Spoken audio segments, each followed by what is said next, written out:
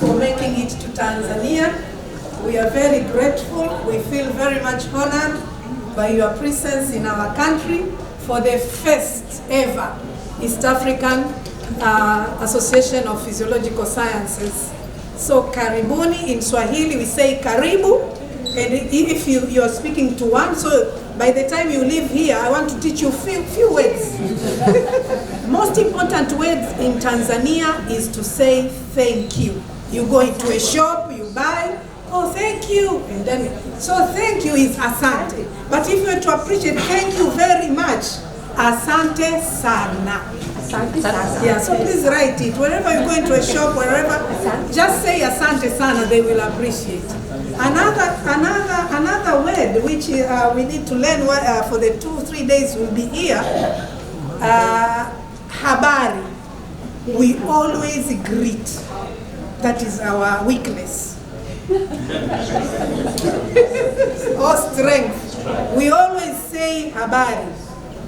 And so wherever you go, habari, habari. So that is how are you. So asante sana, thank you. And how are you? What else? Tanzanians, what is another word which is? Mambo. Mambo is same. Mambo, jambo, same. Naomba is a formal, is a like a it's not formal, a humble way of requesting for something. Naomba. So please. Samahani. Naomba. Tafadhali. Please. Please is tafadhali. Tafadhali. Somebody is saying something which is very important. Samahani. When do we best use samahani? Samahani, excuse me. Samahani, excuse me. Naomba kujua hii bei gani, au naomba kuangalia, au naomba. But what about good morning? Good morning now it is very, no, it is controversial. It has so many, like mambo, you can take it as good morning. Like jambo, you can take it as good morning. So which one do I choose? Habari ya asubuhi. That is typical for Habari ya asubuhi. Habari ya asubuhi. Yeah, asubuhi is morning. So when do I say jambo when I say mambo? Mambo is fine. Oh, when mambo. So mambo is used for a peer. The one whom you are, so if you are my peer, in the morning I just say, give me 5, mambo, yeah, mambo, poa, you respond poa. Mambo Poa. Yeah, so I'm okay, I'm fine. So that, We are supposed to start at 9:30 and we want to kick off at 9:30.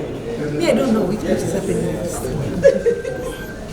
We are just waiting for the Vice Chancellor of the host university, which is Muhimbili University of Health and Allied Sciences. We call ourselves MUHAS. MUHAS. So MUHAS logo is here. So MUHAS is the host university, but we have our collaborating institutions in Tanzania. In terms of university, we have Bugando, College of Health and Allied Sciences. We have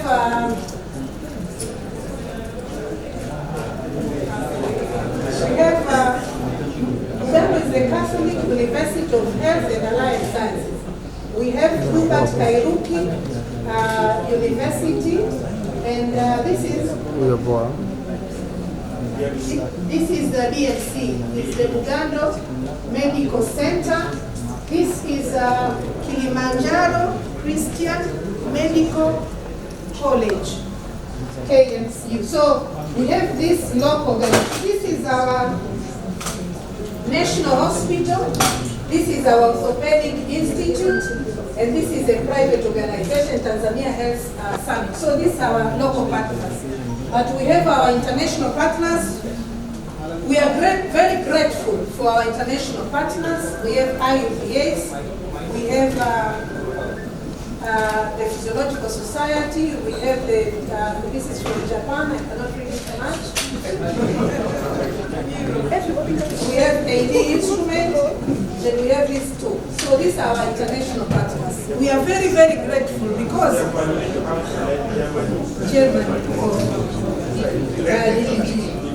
yes. So we are very grateful for all these partners.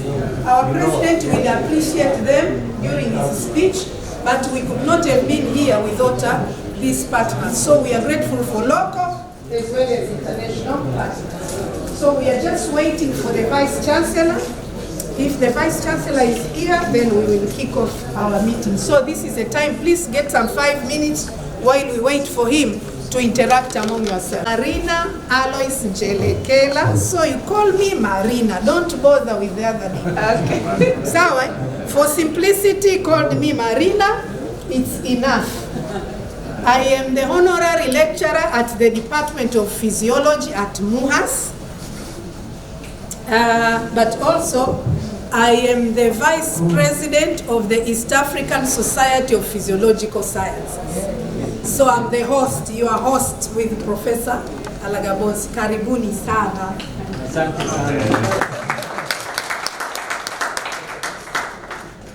Good morning. And anyone outside want to come in? So we get to know each other a bit. I know what we tend to do when we come to these gatherings. You sit with a familiar face, yeah? I see some guilty faces right here. Some guilty faces. Okay, so my name is Promise. I am from MUHAS. And I will be your host for today. But before we get all serious with all the conference things, by profession I'm actually a research manager. So all the physiological things, I will refer to you guys. I will just do the jokes. And if you don't get them, then it's the physiological thing. It's not me. Okay. So to start with, let's break the ice a bit. Let's get to know each other. I need you to move from where you are, always stand, and make sure you have a selfie with the person that you haven't met.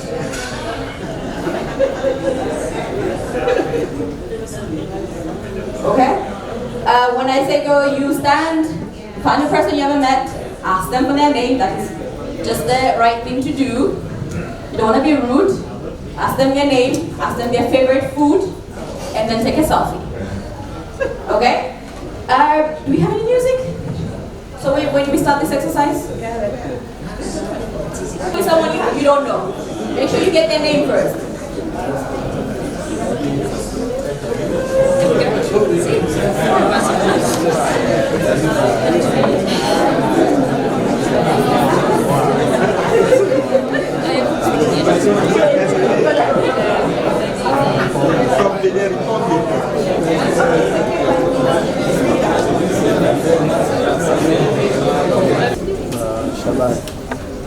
Okay, thank you. I'd like to thank your host for today, Dee, for being very interactive, actually. But thank you guys for participating well in this. I'm glad to see the selfies grew. It was no longer a double. I've seen 4 people taking selfies, 5 people, and that should be what it is about. At the end of the day, we want to knowledge share, we want to share our experiences, and we want to be better off with our connections. So, I guess the one is here. Are we all settled? Yes, yes, please.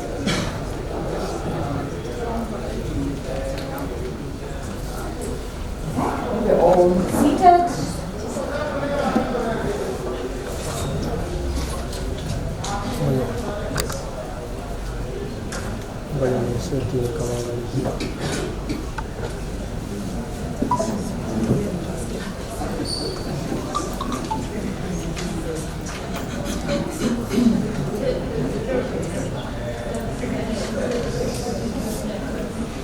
Okay, to kick us off, I would like to welcome Dr. Marina Ndelekela, who is going to give us a brief introduction and talk about our guest of honor more. So we're going to practice something today, and this is a special dedication to our organizing committee, who were nice enough to lock the reins for us. Yeah, no rain yet. Thanks to the organizing committee.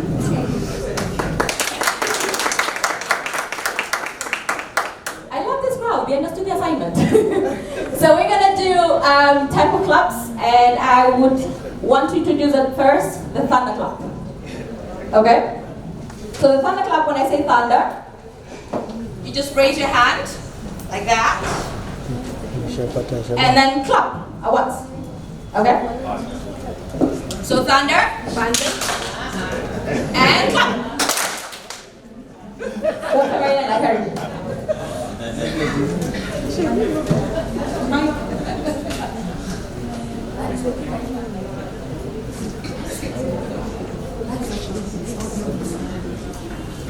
So I have already been here in the podium, and I'm coming again for the second time. First of all, to apologize about the time. We will try and catch up.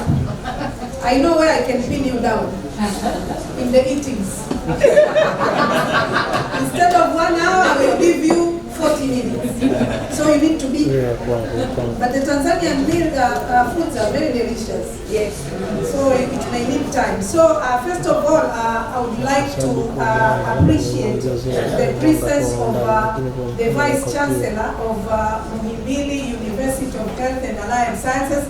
I will introduce him formally, but because he's here, we kick off starting our meeting. Apologies and sincere apologies for a bit of a delay because of unavoided circumstances. So please accept our sincere apologies. So we go back and follow the program. What is next is for me to introduce guests.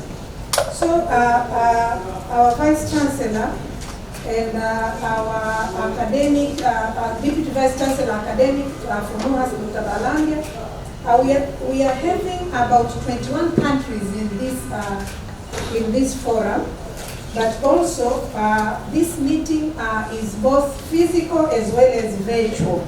So we have taken stock of all the participants for virtual and physical. It's about 21 countries. Let's clap for ourselves. So for this meeting, the first East African Society of Physiological Sciences, we managed to gather 21 countries. I'm sure the next meeting, which the executive committee will announce, it will gather more. I was discussing with one of my Jiran is a neighboring country. She was telling me, hey, this is your set standards high. So we have set standards high. So whoever follow, never go below us, go above us. So apart from the 21 countries which I would like to mention them quickly and just stand so that the VC recognize. Tanzania delegates. Stand.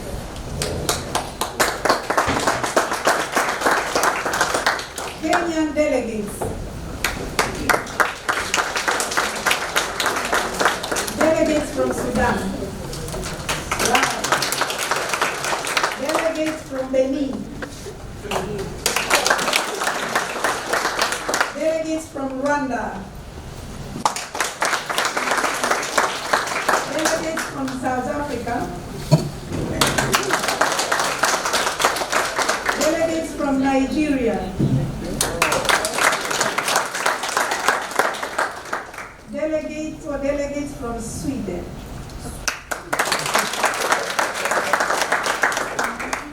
Delegates from Japan. Delegates from Ethiopia. Online. They missed a flight, yes. So let's start. Delegates from the United States of America. Delegates from United Kingdom. Delegates from Germany. Delegates from Uganda. Karibuni sana. Delegates from Tunisia. Virtual. Delegates from Zambia. Delegates from Russia. Delegates from Namibia. Also, delegates from Senegal, I'm told is virtual. Delegates from Cote d'Ivoire. Virtual. Delegates from Gambia. Virtual. So I may miss a country. If so, can the delegate or delegates stand and just quickly give them the mic to say which country they're coming from? Anybody? Yes. France. Oh. Just, yeah. No problem. Name card. I left you how many years ago? 10 years. 10 years ago. And then I forgot. Anybody else? Okay, so 22 countries are present here with the business platform. Thank you. So apart from that, what I like more about this meeting is the outstanding support which we have received from our seniors. So I would like to recognize this list in person. First and foremost, I would like to mention, sincerely allow me to take time on this, Professor Emeritus Susan Wray from the University of Liverpool, who is our president of the IUPS. Professor Susan Berman from Michigan State University, USA, first vice president of IUPS. Professor Yoshihiro Kubo, National Institute of Physiological Sciences, Japan, second vice president of IUPS. Professor Emeritus Ulrich Paul from Ludwig Maximilian University of Munich, Germany, General Secretary of IUPS. Professor Faadiel Essop from Stellenboch University, South Africa, President of AAPS. Thank you, Prof. Professor Abdullateef Alagbonsi, University of Rwanda, President of East African Society of Physiological Science. Professor Anna Kruk from Karolinska University, Sweden. Professor Naim Khan from University of Burgundy, France. Professor Kadir Yusuf, University of Abomey-Calavi in Benin. Professor Adam Al-Nelaim, University of Sudan, King Abdulaziz University, Saudi Arabia. Can you stand? two affiliations. She has two affiliations. But you know, she told me I'm Sudanese. Professor Simiat Elias from Aga Khan University in Kenya. Professor Zablon Masesa, QHAS Tanzania. Please. Professor Annie Elemi John, University of Rwanda. Professor Sunday Bisong, University of Calabar, Nigeria. Professor J.S. Tienen from KCMC University. From University of Nairobi. Professor Benedicta Ngwechi from Walter Sisulu University in South Africa. Professor Emmanuel Balanda from Muhimbili University. Professor Benjamin Tinangi from Kampala International University. And then Professor Lamis Kana from Sudan. Professor Abdullateef. Behind any professor, I would request humbly to just say so. The name and you know why I wanted us to recognize professors in this meeting? Because you are an inspiration. You are an inspiration to the junior physiologists. First, they should reach your level as a professor, but secondly, they should attend these meetings because they are learning sessions where we have sessions from these outstanding professors across Africa and the world. So thank you for traveling to Tanzania. Thank you for coming. So finally, I would like to introduce local universities and organizations which are represented here. They are vice chancellors or executive directors have sent representatives. Let's start with our national hospital. Muhimbili University, Muhimbili National Hospital, representative from Muhimbili National Hospital. So we have two representatives. Let me talk a bit about Muhimbili National Hospital. This is a teaching hospital, the main teaching hospital in Tanzania. Muhimbili National Hospital is a public institution, is a national referral system. It has two campuses. It has Upanga and Mloganzila. So Ms. Jelekela here, she's my cousin. She's representing the Director General of Muhimbili National Hospital, Upanga, and Dr. Makia.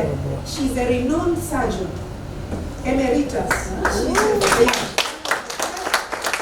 first few female surgeons in the country.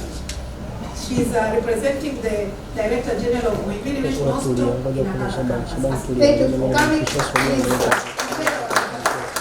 Dr. Shabani Gidi, Head of Department of Physiology, is representing the Vice Chancellor of Catholic University of Health and Allied Sciences in Mwanza. This is a private university.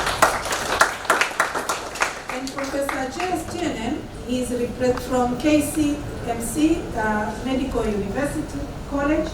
He's the Head of Department of Physiology, Professor Ken. He's representing the Vice Chancellor from KC Muko.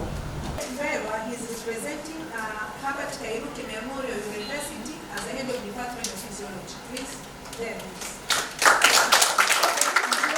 I've managed to introduce all except I will apologize and please bear with me if I've forgotten any of you around. So let's go back to the program. You see our program is highly packed and we are behind time. And I would like now to just give you a note that the session 940-945, which was a speech by the guest of honor, will be covered by the Vice Chancellor of Muhimbili University of Health and Allied Sciences. We are hoping that he will be selected. So you stay with us that this is concluded soon, and by him coming to our meeting, we give him all the graces. So, Professor Kamuhabwa, this is the meeting. These are the participants, as I've summarized, and we are very grateful for you being here, representing also all the vice chancellors of the health universities in Tanzania. I welcome you, Andy, to speak to the delegates and also to officially open our meeting. Karibu sana.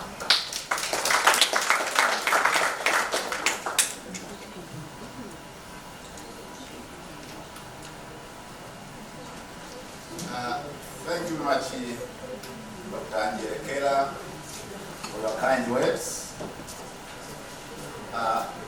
Ladies and gentlemen, first of all, I want to thank you very much for inviting me to officiate. This is very important meeting. I'm told this is the first, and we have a total of 22 countries that are represented. Global, I see this country from Africa, from Europe, America, Asia, Russia. So this is great. Congratulations. So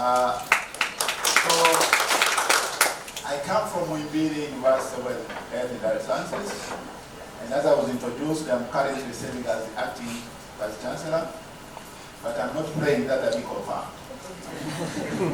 So please keep your prayers that you pray that I remain healthy, and so that I can keep on working as a pharmacologist. I'm a pharmacologist. And as a pharmacologist, we work very closely with physiologists.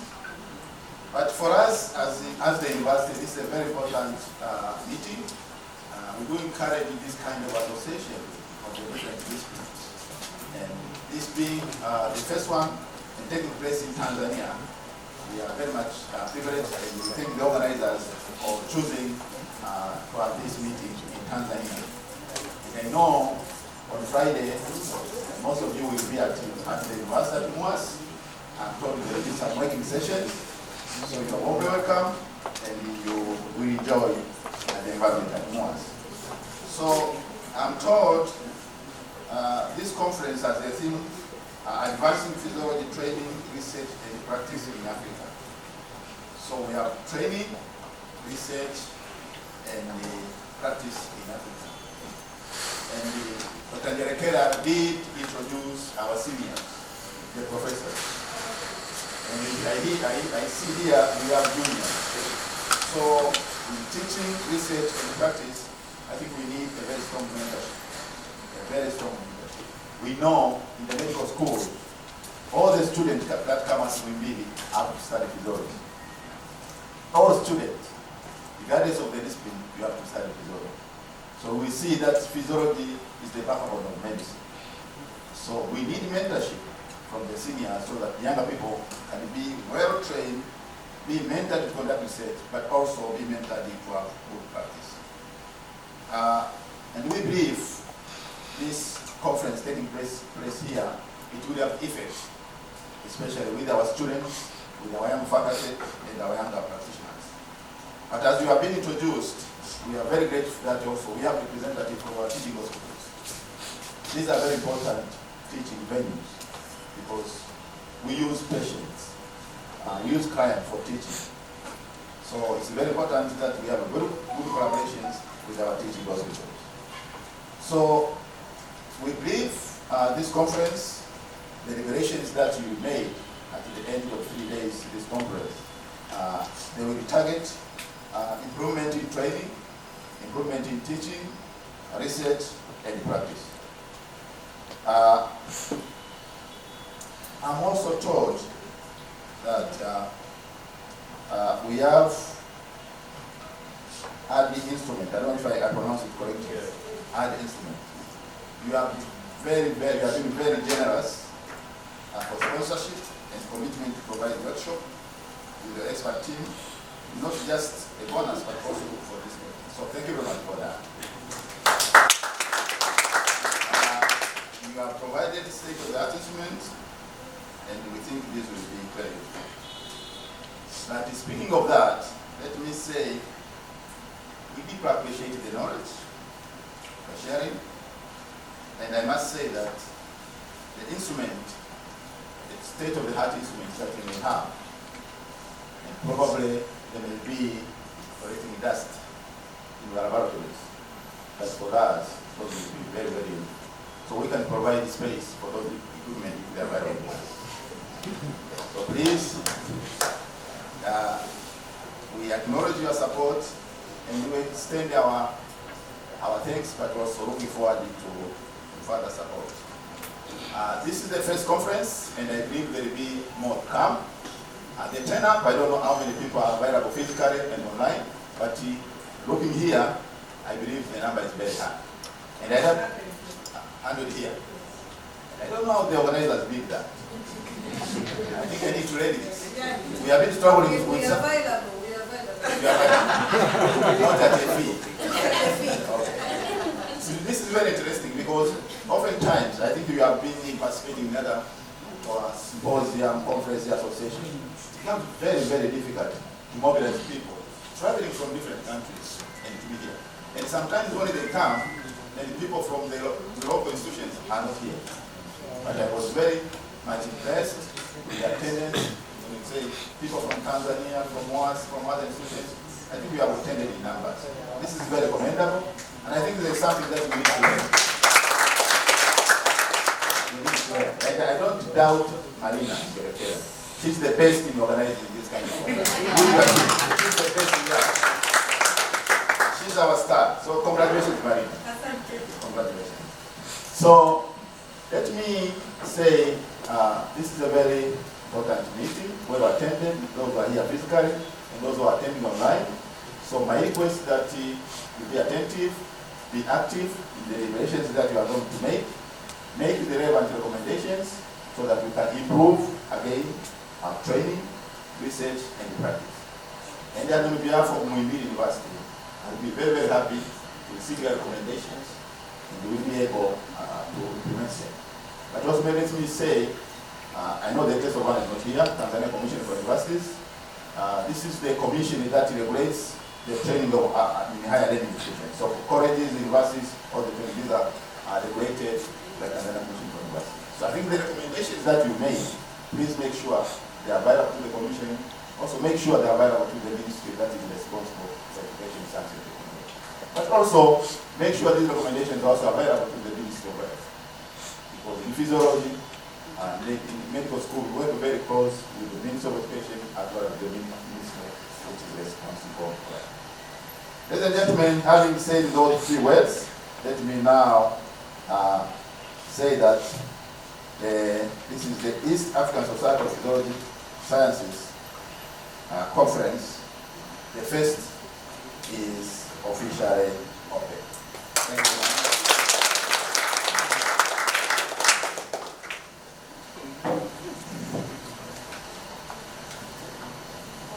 Thank you very much, Vice Chancellor. The next in the agenda was group photos. So we just do very quick group photos. I would like the one who is coordinating photos. The first photo should be the Vice Chancellor and all those who are here, who are representing this and who are here for this group. So can we quickly go out and do a picture? And then we will just take you by groups and do with the Vice Chancellor. So we use very little time. So who are representing leaders here and those who are here because of this organization, let's go out for a quick photograph. So the VC, after the photograph, we will depart and we will start our movements.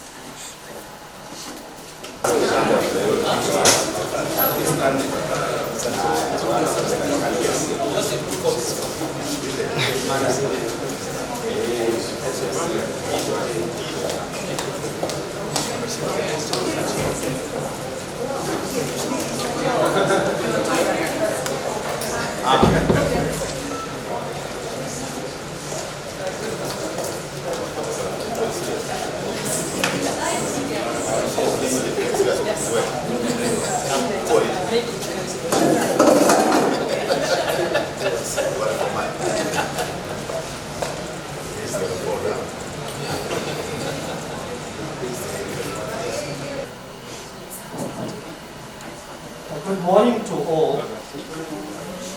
Habari za usubuhi.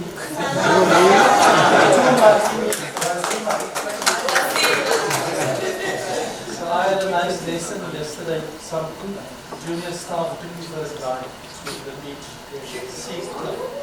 It was very nice. I had some red salmon. So that was my lesson in Swahili. It's my pleasure to, I hope you guys can hear me. I'm suffering with a bit of a cold.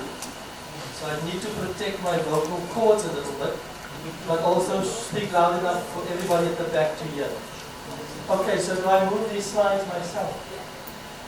Okay, so I thought I would do a bit of a reflection today, looking back at the council when we started, because we can learn from those lessons as we look forward. How do we wish to build the AAPS and physiology on the African continent? So a bit of a visionary look at perhaps where we could go to and where we came from. I'm based at the Center for Cardiometabolic Research in Africa, Karma, Good Karma. I'm the director of the center, Stellenboch University in Cape Town. You're welcome to visit. It's a beautiful city and a beautiful institution. So this is where we started. The previous AAPS Congress was held in Johannesburg, but virtually because of the COVID pandemic. And so we attracted a lovely crowd, still 191 delegates, and plenty of discussions, as you can see, and it was quite fruitful. But very importantly, it allowed us to elect a new council at that time. And that was important, and just 4 countries, Egypt, Nigeria, South Africa, Sudan. So that was the council. Myself as the president. It's working.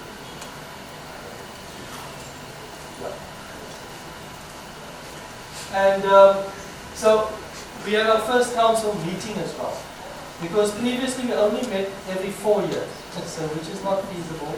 So from the pandemic, at least we got Zoom and MS Teams meetings, so we could meet more often, a plus point. And we just sort of looked at what do we do? So that's our vision, the previous version.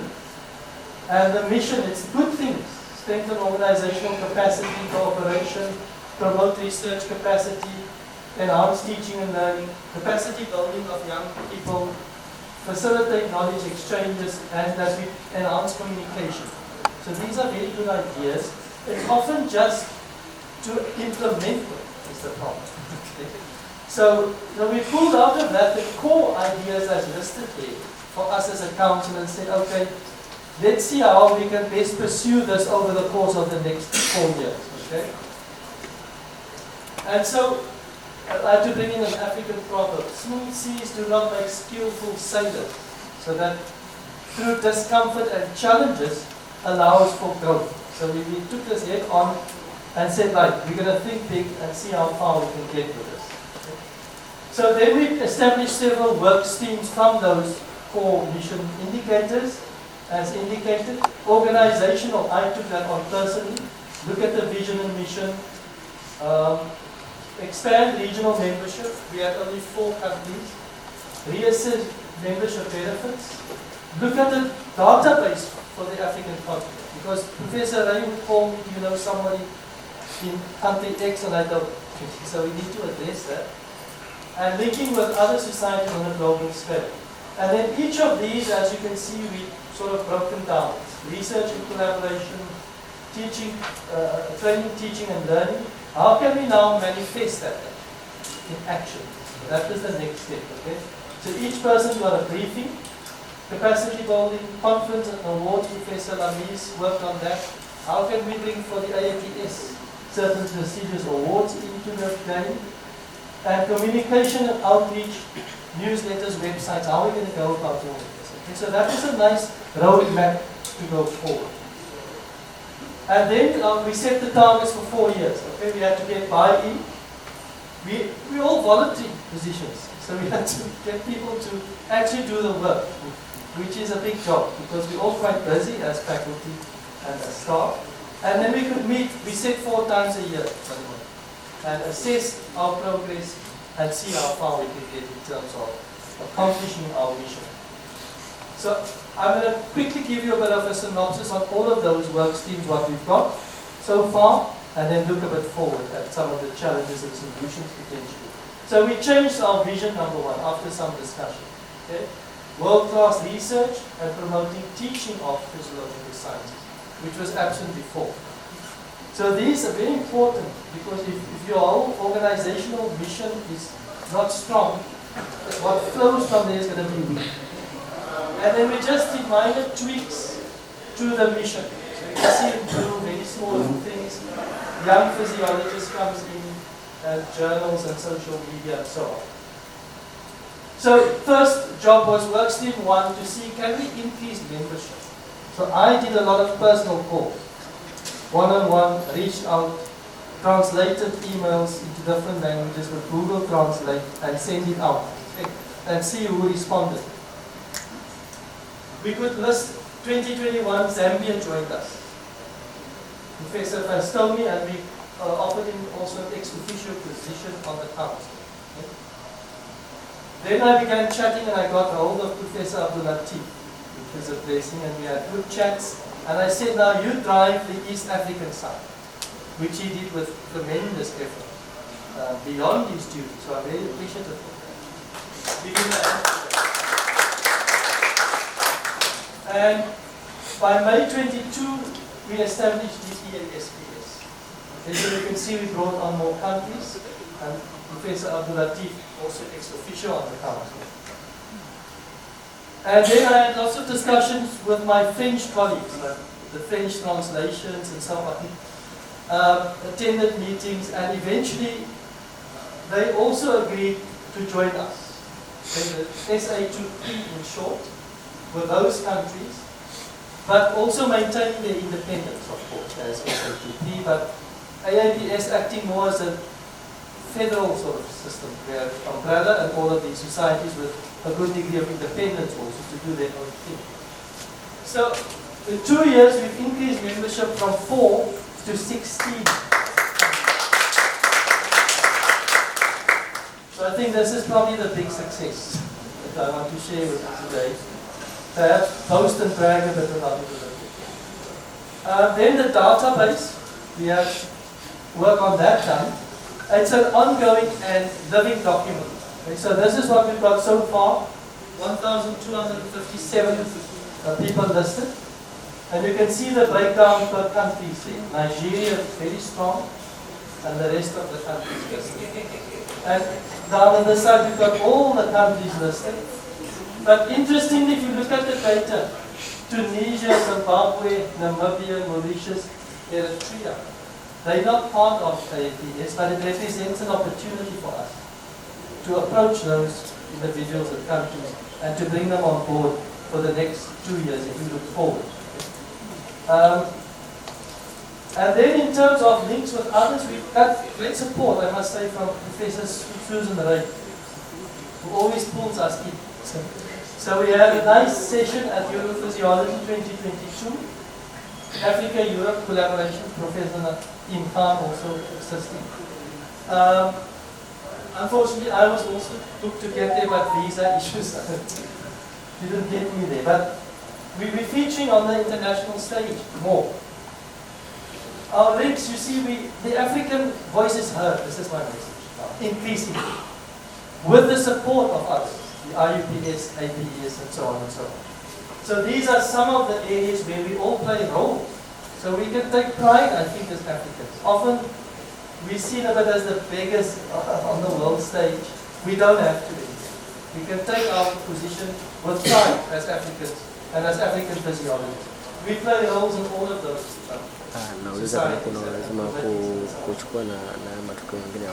So I think the message there is we broke down those egotism and silo mentality and to work together to take us forward. You can see the progress. It's not done. You see that road still stitches everything. So there's more work to be done, but if we work together as we've done, and this meeting is testimony to that, I think we're on a good track. Number 3, in terms of training, teaching and learning. So the database, we've also asked information on that part. So we also need to analyze that. What people are teaching, how do we bring groups together from that. And then we've arranged webinars, as I mentioned before. We also paid costs for 2 council members to attend the SA2P meeting in Dakar, Senegal, earlier this year. Professor Lamis was one of them. So, as part of our commitment towards building bridges, we spend that money, and that kind of handsomely for us. And we've now just completed this physiology curriculum for African University document. Physio Kafood, it's known as. So Professor D. Silverthorne also assisted us with that. And so we'll discuss this tomorrow a bit more and sort of unveil this as well. So I think this is also significant progress that we've made, that it's a sort of guide for teaching and learning assessments of physiology, and how you can use that to guide you in terms of your lecturing of students. And then in terms of capacity building, again at this workshop in Copenhagen we had, it was nice, young people presenting their work from Africa on a global stage, which was tremendous. And then we also had the opportunity to share work on a center of excellence, which was Karma, which I could do virtually. And again, we put our name out there. We also, in the meantime, promoting networking. So in the past, this was not known. Sudan has got an annual meeting. So we promote this, and people attend. I gave a talk there, opening speech. And virtually, we can sit in these. So we're beginning to break these silos. Likewise, this was the Physiological Society of Southern Africa one, PSSA. That's Stellenboch, beautiful city. And so again, we had people sitting in virtually at least, and people attending from other African countries. In terms of conferences and awards, we want to we're still working on some of these things. Enhance the value proposition for AAPS members. This is one of them. In this region, people can attend and you get some value at least from AAPS in terms of growing yourself as a knowledge base. Okay? We co-host conferences now, like with SA2P, and we've drafted an outline for new awards, for example. And we honor people who think they're not posthumously necessarily. So these, Professor Ramiz came up with some of these awards that we want to implement hopefully at the next AAPS, the big conference in 2025. So these are just all awards. Student travel awards, like we've done for this meeting.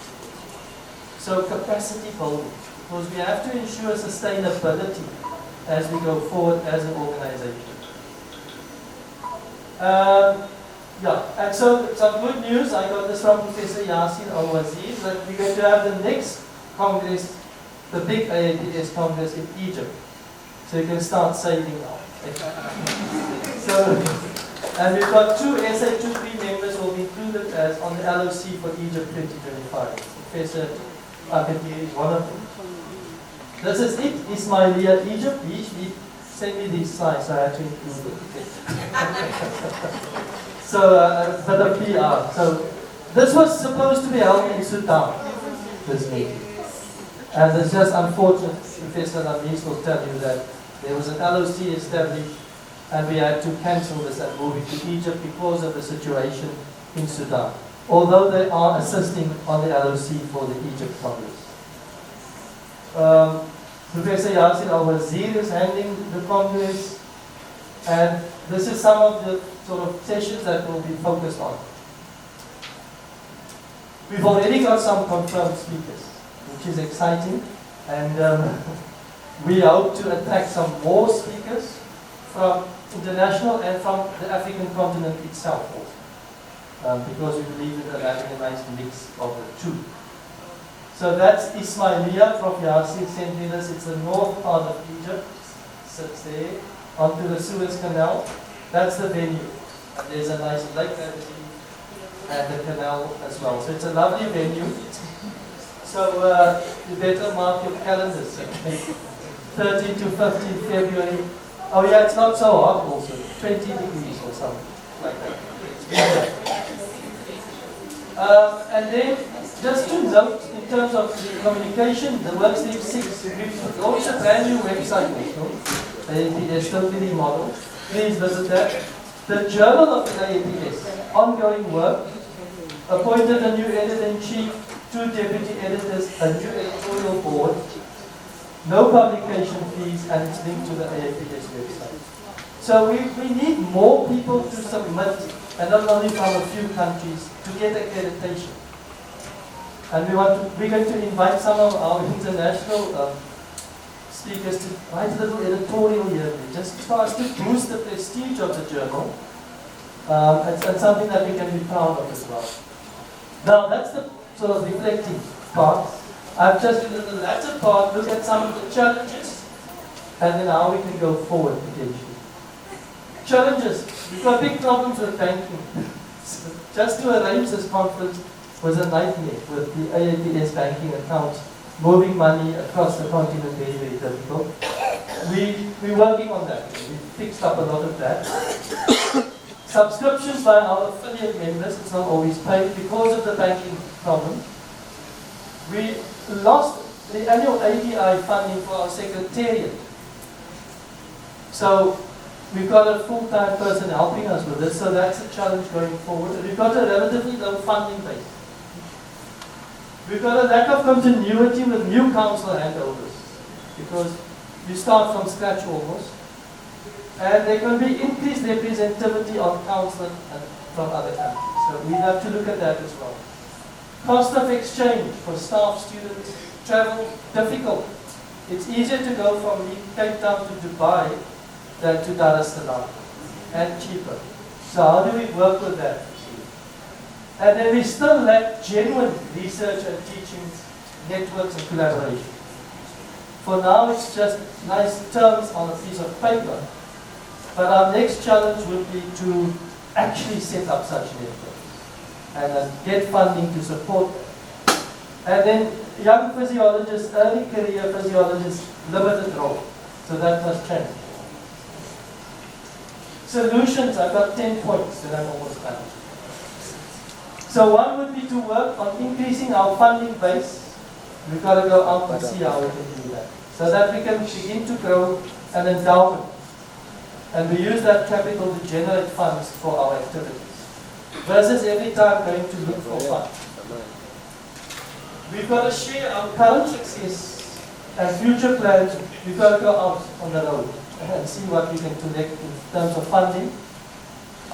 We've got some new constitutional changes as well that we believe will increase representativity on council. I'm going to share that with you. So for 2025, there's a new procedure. We're going to open up a call for each affiliate member to nominate 2 representatives to council. So you're going to have EASPS, each one will nominate 2, and an open call for another 2 nominations for council, anywhere on the continent. That's the closing date. It will be vetted by AAPS Council, and you'll have a new council in waiting. It's about going to be 16 members, but you can see the spread will be far better. Almost like a federal type of system. And they can elect their own exco. And they will be formally constituted during the General Assembly. Okay? And I'm not standing again. We've got to move on to the younger people to take over. So in terms of solutions, yeah. So number 4, we can target those other countries I've identified. Ghana, Namibia, Botswana, Mauritius, North Africa. It's also, we've got to see how we can co-opt them. So my target for 2025 is to have 20 countries under the umbrella of IUPS. We get there. In terms of solutions, I think we need to look and identify centers of excellence, nodes of excellence. Ideally, north, east, west, south regions of Africa. Okay? And then that should begin to function as nodes of excellence for student staff exchanges, for research projects, sharing teaching and learning skills and ideas. So we need to work on a framework for this. Yeah, thanks. With the suitable funding mechanisms in place. How will we fund this? Is it via Erasmus grants? NIH? We have to look to make it sustainable. You've got extract A, indigenous knowledge. I've got a mouse or rat model of hypertension, obesity. There's a big problem to translate that in that valley of death. So, and then you've got replication issues as well. If you do that same experiment in another laboratory, you can struggle to do that, as I've shown in many papers. So how do we use our networks to overcome this? This is my actual suggestion. I think this paper was published September 2023. So this is a preclinical study looking at 2,600 animals together across over 6 laboratories. And they repeat that same protocol across those laboratories. But they use inclusion criteria, exclusion, all of those, randomization, and then they would combine all of this together. So I think that's how you can overcome this translation barrier. So I think this, for us, is one opportunity. So that if we decide as an African enterprise, we're going to look at one preclinical study, I can't think of it, let's say hypertension and extract A, we're going to give that. Then we need to replicate that in 6 laboratories. Push up the animal numbers, and we all do the same protocol, and we combine that thing. It will be far stronger, and more likely to be funded as well, I think, if we apply more funding. So, these are, for example, I think low-hanging fruit. This is just in my field as an example. Because there's a little amount of work done in Africa itself. A lot of these studies have been done in Europe and in the States. But just, in our case, quantification of the non-communicable disease burden. What's the prevalence that we usually study? Risk factors locally. What would that be? BMI. Who says that cutoff point applies to us? It hasn't been done. Waist circumference. Can we not do that together? North, east, west, south together, and we tackle that? That would be a significant advance. But we have to use the European classification, for example. So it may not apply at all to us. And then we need to be smart. Successful interventions in our low income settings. Be clever and use technologies that's suitable to us. So there's another opportunity I'm trying to say. If we look at preclinical, and if we look at clinical, for example, if we look at BMI or waist circumference or whatever we're going to look at, we can do that, and we do it together as a team through those nodes of excellence. Underrepresentation, this is in the Lancet for women being not studied well, but the same I want to say for Africa's criteria and risk factors. So that is underrepresentation. There are all these, in my field for example, we know these things. Stop smoking, control your cholesterol, these for cardiometabolic health. Okay? It's well known, it's not rocket science, this is exercise. All the benefits for cardiovascular health. But can we take that information and we use like mobile health, just by cell phones. We send messages. That works. So this review has shown that. To change people's behavior, for example. But again, we work together on such a project within health. And then you can tailor it, for example, this was on African American music, because there was a particular, they had to package that message in a particular way. Again, we can do that for ourselves here, the same thing. And then to consider also some people who have low health literacy, and you need to package your messages in a particular way.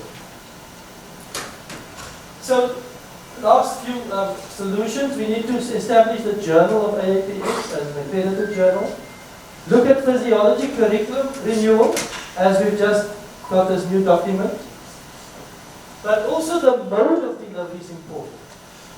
Active teaching, collaborative learning, all of those kind of things. I see there's a talk or two on that. Okay? Broad access, so people can sit in a village, can be trained remotely. And we've got to be relevant for a rapidly changing world. We've got to think what are we doing and how we do it on the teaching, learning, and assessment front.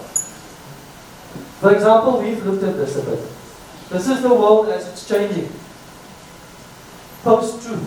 This is the word of the year 2016, Oxford Dictionary. What does that mean? Truth is based on my feelings and emotions, and not necessarily facts. We see all the time now, with vaccinations and so on. So my graduate, we're in the knowledge business, so to speak.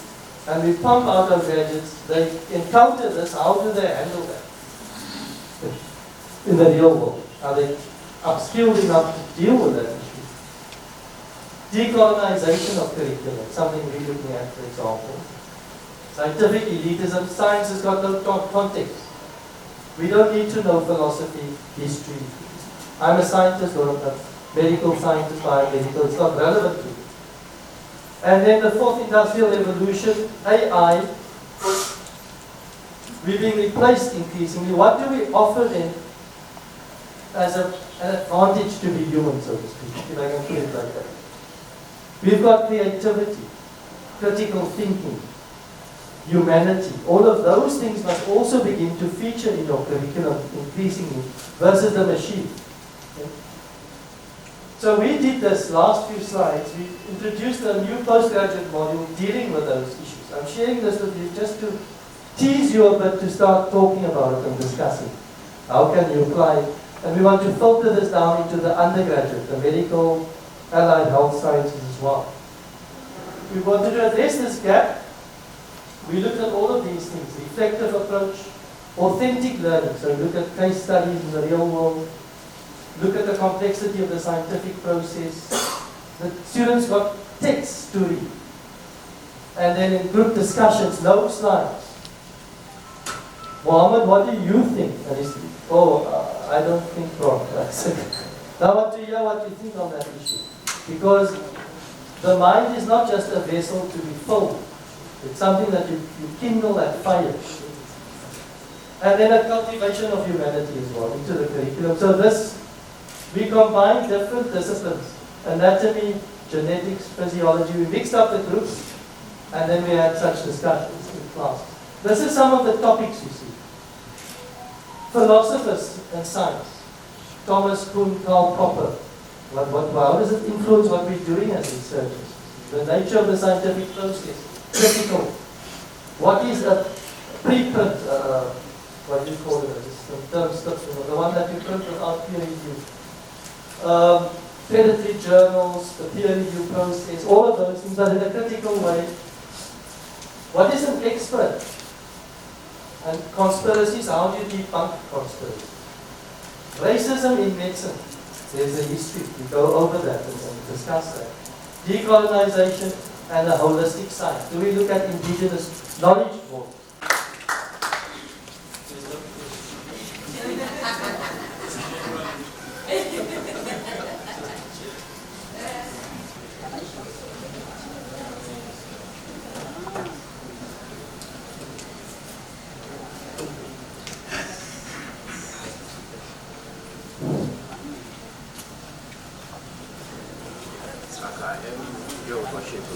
Good morning, everyone. I don't think I need the mic. I have a very loud voice. In Nigeria, we shout when we are talking. Let me use the mic since it is part of the formality. So thank you again for coming. And my name is Abdullateef Alagbonsi. I'm an associate professor of physiology from the University of Rwanda. I'm the president of the East African Society of Physiological Sciences. The society hosting this conference of physiology in Africa. And I'll be talking about this topic, which has to do with strengthening physiology education and practice in Africa. Much of what I'll be discussing will be different from what the likes of Professor Susan will be talking about. They are scientists. They like to talk about mechanism. But I'm interested in physiology education, which is my passion. So I have a strong passion of how we can grow physiology in Africa, how we can market physiology, and how we can promote physiology in this part of the world where physiology is apparently not existing. I will divide my presentation into 4 sections. The first section will question the global relevance of physiology. The second section will talk about the context and scope of physiology education in Africa. Because when we talk globally, we should come back home and domesticate or maybe localize what we are talking about on the global level. The third one will talk about the weakness of physiology training in Africa. And the last one will talk about the limitations of physiology graduates in Africa and recommendation for the way forward. So this is the way I have divided my presentation. And I will start with the first section. And I have put in the first question. to you, is physiology globally relevant? That is the question I always ask myself, and I'm always waiting for answer. Is physiology globally relevant? If I'm asked this question, I may be biased, because I am a core physiologist. When I teach in class, I tell students I am not a diluted physiologist. I am a pure physiologist. My bachelor is in physiology, my master is in physiology, my PhD is in physiology. So, all the degrees I have are in physiology. Even though I recently added a law degree, I'm a lawyer, in addition to being a physiologist. So that one is just a new addition. But, as I am, I'm purely a physiologist. So if I'm asked that question, I will say yes, physiology is globally relevant.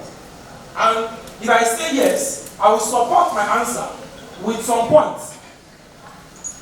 Yes, physiology is globally relevant. And why is physiology globally relevant? Let us pick only 2 important points to satisfy this conclusive answer I have given. Number 1, the Nobel Prize that is given in the area of health is in physiology or medicine. The people who designed this Nobel Prize, they didn't do mistake by tagging it physiology or medicine. According to my reasoning, if you ask me, I will say there are only 2 important health sciences. Number 1 is physiology, number 2 is medicine. Any other health science domain, they are under physiology and medicine. That is my answer. So it means that when we are talking about 2 most important people in health, you are either a medical doctor or you are a physiologist. That is my answer. And that is why the Nobel Prize being awarded is in physiology or medicine. It is not even medicine or physiology. Physiology came first. That tells you how important we are as physiologists. And physiology or medicine Nobel Prize is among one of the 5 awards that is used for the Nobel Prize. The second is that physiology is the bedrock of medicine and other health sciences.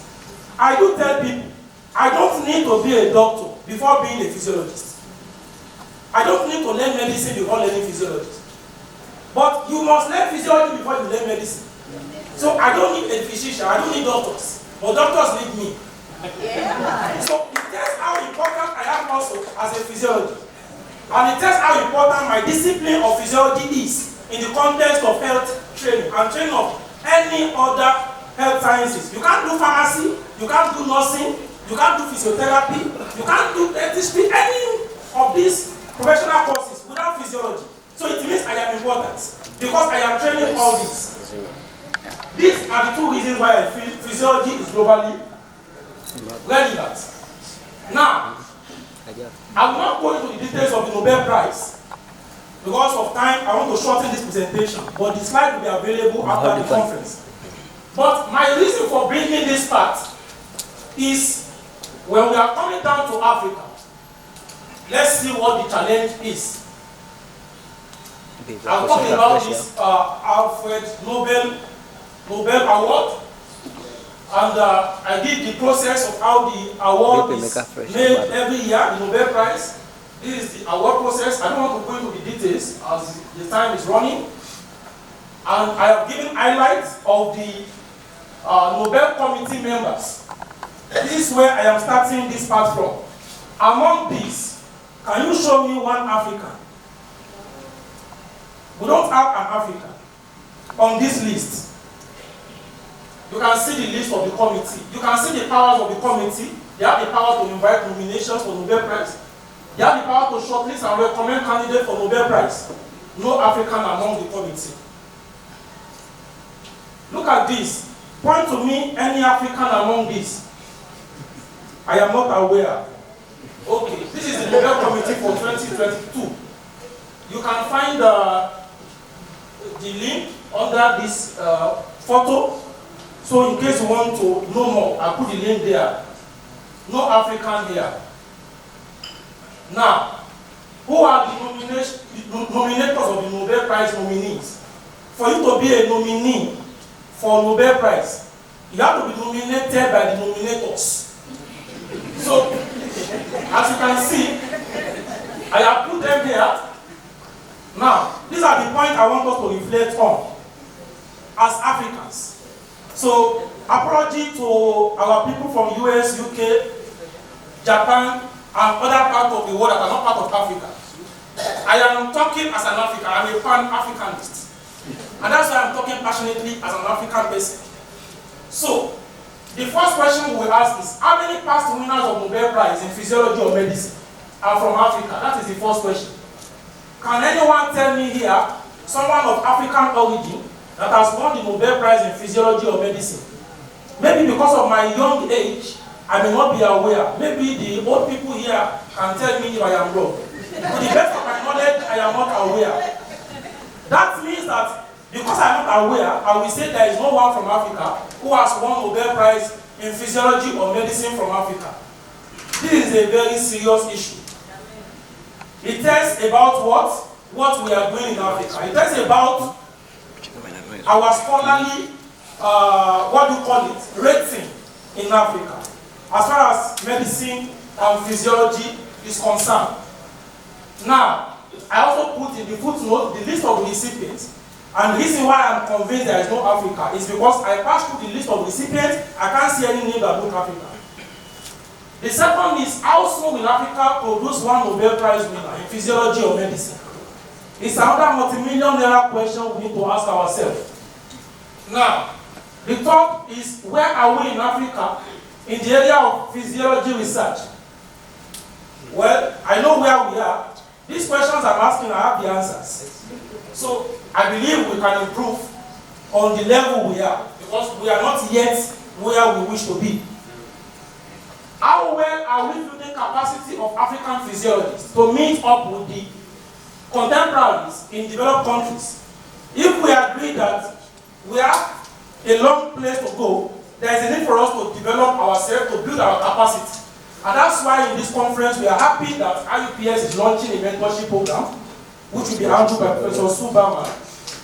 Where do we start from? Of course, we have to start from somewhere. And where we are starting from is to overhaul our curriculum. We should not be operating a curriculum that cannot produce the kind of physiologists we want to see. So overhauling of curriculum, review of curriculum, to make training of physiology better is part of the approach. And that's exactly part of those things that we want to achieve in this conference. This conference is not just a conference to come and present abstract or papers. It's a conference to solve problems of African physiologists. Do we have action plan for this? Yes, we do. And that's why we are here. Now, for the issue of the second answer, I think that is very straightforward. I have told you that physiology is the science of life. Even if you are not a physiologist because you want to use it for practice, the fact that physiology is telling you about yourself, how your body functions, how you are breathing, how you are walking, how your heart is pumping, how you are thinking, it makes it feel like physiology is the most important field among many other fields in the world. Because life first, and a field telling you about life is number one. Any other field is secondary to that. So I feel proud to be a physiologist, and I don't regret studying physiology. And this is the process, the physiology and the science of life. I copied it from the Essop website. It shows the progression from atom up to the ecosystem. Now, let's go to section 2. I think I've exhausted what I want to talk about on section 1 concerning the global relevance of physiology. And I believe that everyone in this hall has agreed with me that physiology is globally relevant. Is there anyone who is disagreeing? Is there anyone who says physiology is not globally relevant? Let me see your hand. Okay, I cannot see. So everyone 100% has agreed. Now, so what constitutes physiology education in Africa? I'm coming home now. We have left the global stage. We are coming back to Africa. Various kinds of physiology degrees in Africa. This is an opportunity to talk about how physiology education looks like in Africa. In Africa, we have programs like Bachelor in Physiology. In some part of Africa, like you have Bachelor of Science, 4 years in some university. We have it 5 years in some universities, like in Nigeria. We have University of Technology like Lautech and few other technology schools that run in 5 years. So meaning it is between 4 and 5 years, but majority are running on 4 years. Then we have postgraduate diploma. Very few universities are having postgraduate diploma in physiology. This is not common. but very few have it, especially in the eastern part of Nigeria. We have Masters of Science in Physiology. It is between 1.5 years to 2 years, depending on the university regulations for postgraduate program award. And then we have a Masters of Philosophy, MPhil. It is majorly for people who finish Masters, but they didn't meet up with the PhD grade. They just need to do MPhil to reach that before they transit to PhD. Then we have the PhD, which is the global degree, and then the highest in the ranks of the degree for physiology training. And then in some East African countries and some other African countries, physiology degree programs are not even available, existing at the moment. This is the problem we are trying to solve. Africa has about 52 countries. I can tell you a good number, more than half of African countries, they don't have physiology program, either at bachelor or master level. So how can we promote physiology in Africa? Well, we have universities in Africa that don't even have physiology either at bachelor or postgraduate level. It means that the future of physiology in Africa is not bright. Physiology may soon die in Africa if we don't pay attention to the problem of training of physiology in this part of the world. And I'll give examples. Because of time, I cannot run through all the 52 African countries. Now, look at selected countries. In Rwanda, as I'm speaking with you, I'm from the University of Rwanda. There is no program at the moment, or there is no university at the moment that have physiology training in terms of bachelor or masters.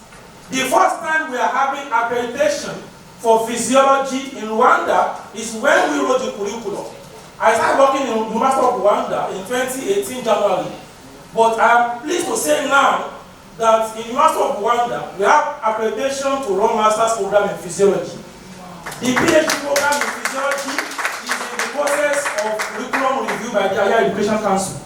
And I'm happy to say that the second university in Rwanda, that is the University of Global Health Equity, now has been given professional accreditation. I was the one who even recommended them for accreditation. So I participated in the review of the university for accreditation of their program. So meaning that we have two in Rwanda, but the two are not started accrediting students, but they have professional accreditation from the government. It is a process. It means that we have started doing something.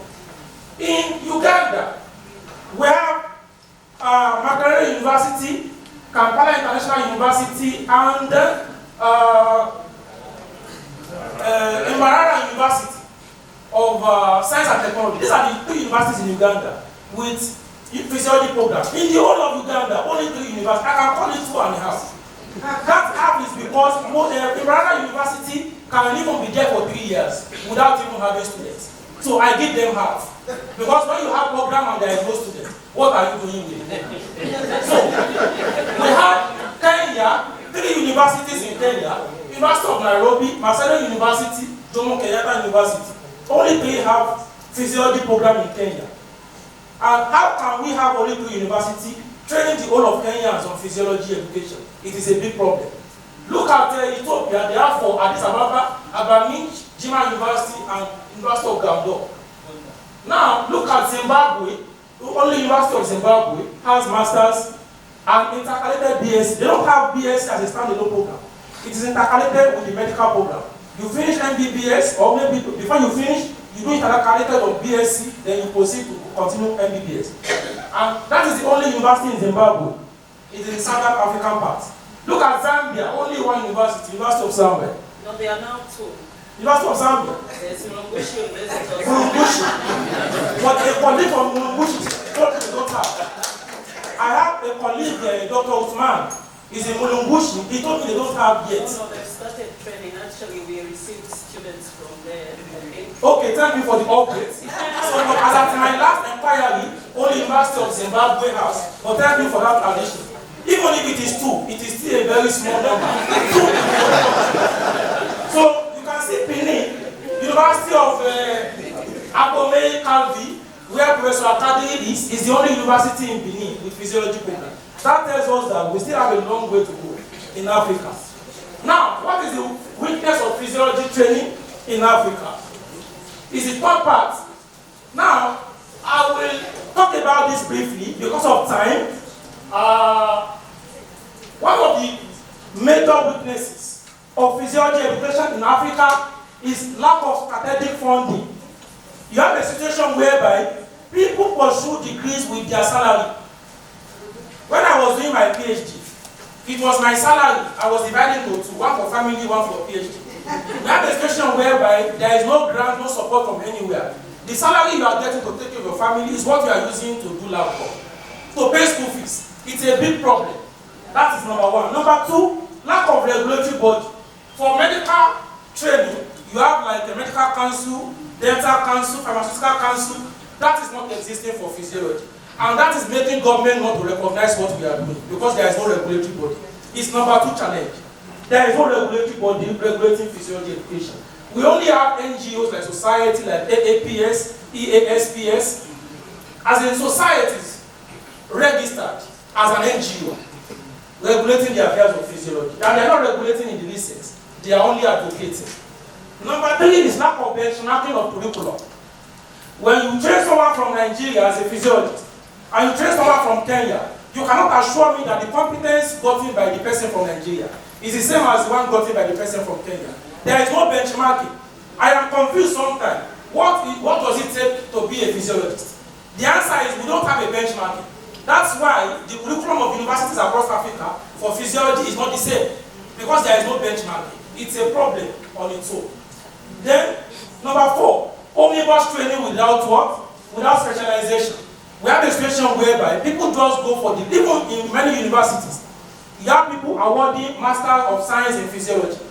There is no specialization. There is nothing like Master of Science in Cardiovascular Physiology, Master of Science in Respiratory Physiology. We are not training specialists. We are just training omnibus physiologists. And they say a jack of all trades is a master of none. That's a big problem. Then insufficient practical skills is another problem. We are training people who are only learning the theory. They are not learning the practical.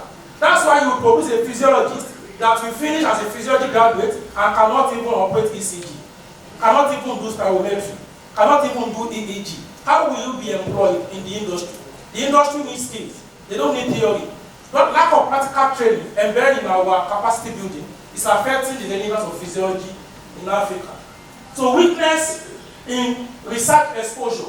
That's why what you see in most of the African physiology research is whereby people use extract. I was discussing with Professor Paul yesterday. It is good to use extract. But what we want to see is the science behind the extract. If you say this extract is doing this, what is the mechanism behind which that extract is doing what we are reporting it to be doing? So mechanistic study is very important. But because of lack of facility, it's a problem in Africa to do quality research. Then we have another problem, inadequate equipment.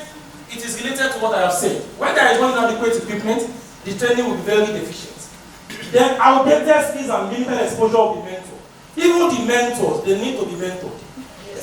The mentors, the teachers need to be taught. Because the skills of the mentor is outdated.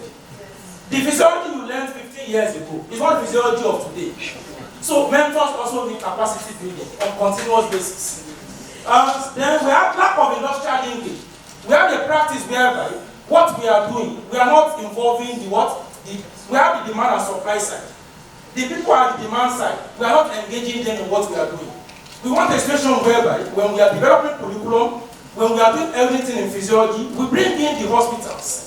That's why I am happy with what we have done in MUHAS, what we have done in Tanzania. When you look at most of our sponsors, we have sponsors from hospitals. Muhimbili University, Muhimbili Orthopedic Institute, Muhimbili National Hospital. We have the industry being part of what we are doing here.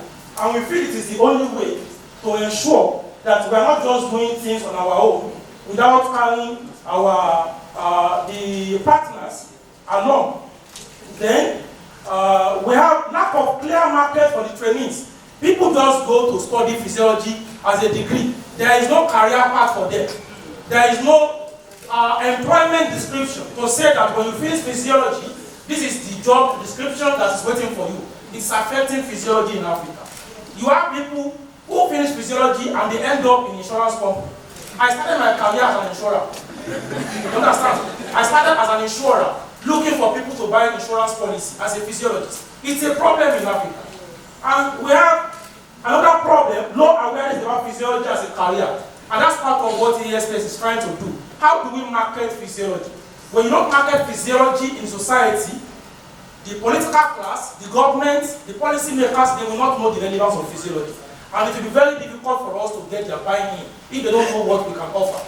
Then we have lack of short courses, and that's where we are looking at what the AAPS and IUPS can continue to do to ensure that we have some course, as in some short courses, so that if I want to build my capacity on spirometry, I want to build my capacity on action potential, I can see Professor Hiro is a very good expert in membrane channel and action ionic physiology. When we want to have more skills about this, how can we have short courses that people can do? I'm looking at a situation whereby maybe under IUPS, we can have short courses that physiologists can do, then they get certification for it. This one, I am proposing it as one of what we want moving forward. I don't want a situation whereby what I learned when I was training is what I remain with. I also need to be mentored on many things, and short courses can help us. Then, this is the dozen of the problem, but I'm not a fan of talking about problem without giving solution. Because what is the essence of identifying problem when we don't have a roadmap on how to address this problem? I have given a table here. I have talked about the problem here, and I have talked about the side effect of these problems. I am proposing here our effort to solve the problem, because I'm not a noise maker. I am an action man. When I see problem, I face the problem, and I challenge myself on how to solve the problem. And that's how I measure my impact in the society. The first problem of lack of strategic planning, one of the major side effects it is having is that the lack of funding is leading to out-of-pocket funding of physiology training by students. And this is a big problem, and our efforts to address this is to see how we can initiate partnership with relevant stakeholders on advocacy to improve physiology marketing and relevance. And I'm happy that Essop UK gave me a grant of 2,000 USD. The grant is to market physiology in East Africa, and it is part of the grant that we are using for this conference. So what we are doing is we are marketing physiology. We are telling people we are relevant. We are here. Physiology is existing.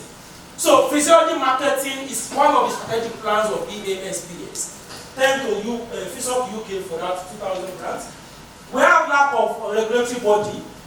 Is a problem, and it is making government not to take us serious, because government want to recognize professions that are regulated by professional bodies.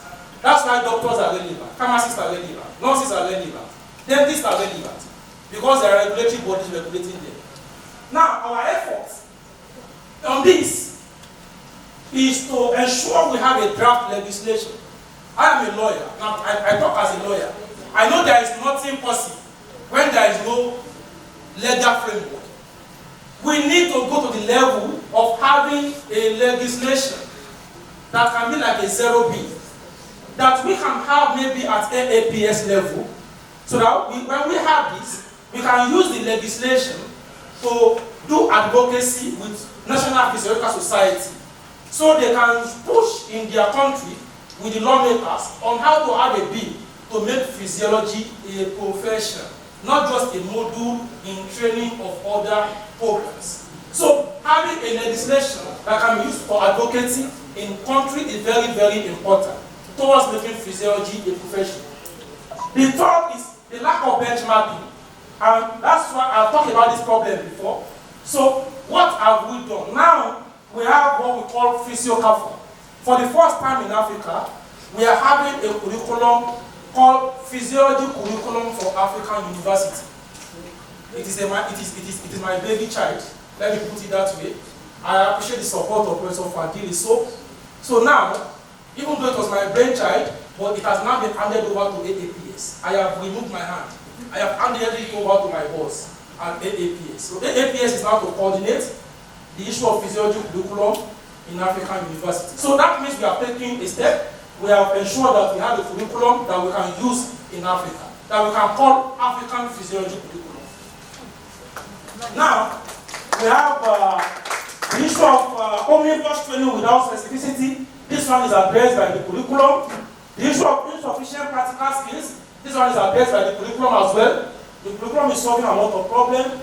We have a weak research exposure. So now we have the African Physiology database. Thanks to Professor Essop, he appointed me to chair the committee to have the database of African physiologists. And I'm happy that during his presentation, he has told us the progress made so far. So at least we have delivered a result on that. So meaning that we are in the process of ensuring that we have a database of African physiologists. So that if you are in Uganda, in Kenya, in Nigeria, on the website of AAPS, you can locate a physiologist and his specialty and other details for networking. Now, inadequate equipment, I think this one is something that we address in the database. Because with database, we identify the equipment people have and we can promote networking. Outdated skills and limited exposure. I think the mentorship program of IUPS, which is being launched in this conference, is a big step to ensure that we solve this problem. We thank IUPS for making Tanzania the place to launch and for making EASPS the first society where it will be launched. So I will tell you that this is the first time IUPS is having physiology mentorship program. And Africa is the first. And EASPS is the first to launch that. So we are very lucky. So lack of industrial linkage. So with our curriculum, we build more partnership. And lack of clear market for trainees. I think this one is something we need to do. After this conference, our plan is to see how we can mobilize funding to improve physiology, education, and marketing. So we need the support of our partners to support us with funding so that we can be able to go to every country and market physiology to the universities, to the government stakeholders, and to the industry. This one is our next project. We want to market physiology. And low awareness about physiology as a career, this one will be improved on as we get funding for marketing. Then lack of short courses. I have challenged AAPS and IUPS to work on this. I believe they are very responsive. And so other recommendations, we propose, Professor Essop has talked about an endowment fund. We want a situation whereby AAPS, as the umbrella body in Africa, can have a grant to be awarded to young people. Even if it is 2,000 grants, 1,000 USD grant, there should be a granting system in Africa coordinated by AAPS, whereby we can say, you write this, and you can compete and you can win small grants. I know IUPS does this, but I want to see my AAPS doing this as well. But AAPS cannot do this without funding. We need you to help us with this. And we need to have something like maybe award to recognize eminent people in Africa who have contributed to physiology education. By the time we award people, recognize people, it will stimulate many people to do more. So, thank you very much. The discussion must not end here. Let us continue to take action. Don't let us only talk. Let us take actions. Promote physiology everywhere we go.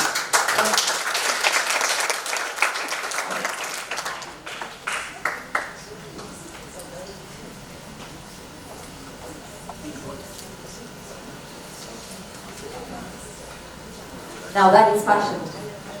Yes? It almost makes you want to say, I have a dream. Yeah?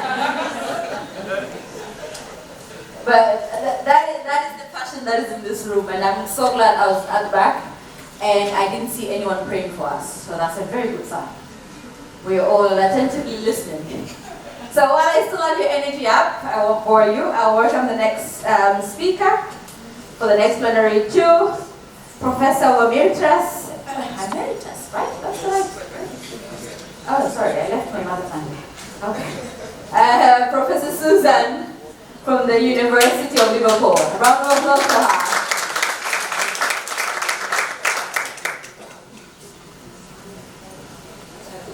Asante sana.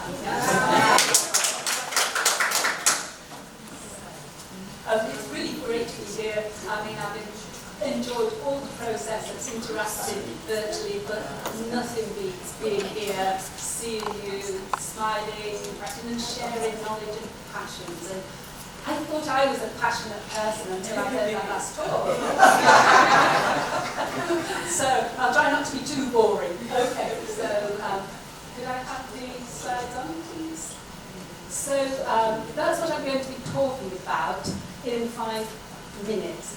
What I have to do, and I did tell Abdullateef about it, I have to just make a very short, very brief reminder that actually we need to thank Elsevier, the publisher, who gave $3,000 US. And so I have to say, so you can fall asleep these next 2 minutes, I don't mind, but I'm editor-in-chief of one of their journals, which is this one. This background is really bad for showing slides. You need just to play my background, guys. If you can tell that, you'll tell that. Anyway, this journal is published by Elsevier and it's open access. What I thought could be interesting is just to spend 3 slides reminding us. We think open access is a good thing, don't we? Oh yes, open society, open science, it's great. It's great because you can have it for free, it would appear, except that. So, as long as you've got internet access, you can read the research for free. That's why I said, yeah, we like open access.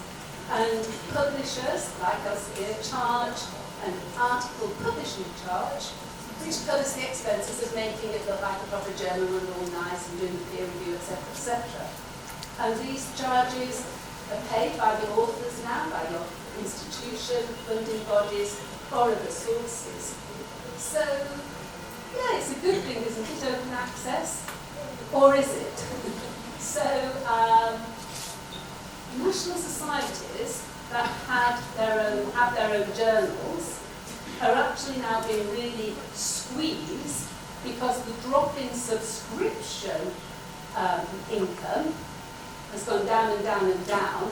They have to now charge authors for publication, but that money in is a lot less than what libraries worldwide provide. So I've said there about my own society, the Physiological Society.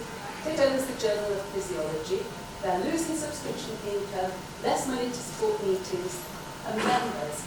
And I think we should be grateful that the TPS, as well as the UPG, as well as the Physiological Society of Japan and the American Physiological Society all dipped into their reserves to support this meeting. So as president of IUPS, those national societies will thank. Yes. So, no pleasure. So then, you know, as part of the income going down, what happens if you can't pay to publish? You know, what would you do? That's not really talked about very much. The second thing is, open access is a good thing, isn't it? But actually, can it damage your career? And I'm talking here, of course, about predatory journals. So, for those who are not aware, and I don't want to make the young people in the audience feel very disheartened, but I think awareness of good journals and not such good journals, publishing can make money. If there's money involved, people, not always good people, are going to try and be involved. So you don't want to have all your hard-earned money going down the toilet as a researcher and fed to this predatory publisher. So what can you do? Because you don't want, especially again to the younger feminists, you don't want all the hard work of your research to be sent to a journal that says, oh yes, and we'll tell you it's all fine in about a week, and we'll publish it. And they're not necessarily peer reviewed, it's not good quality. And when people are looking at your CV and they see an article in certain journals, they just think, it's not worth anything, that one, there's no peer review, it's not high quality.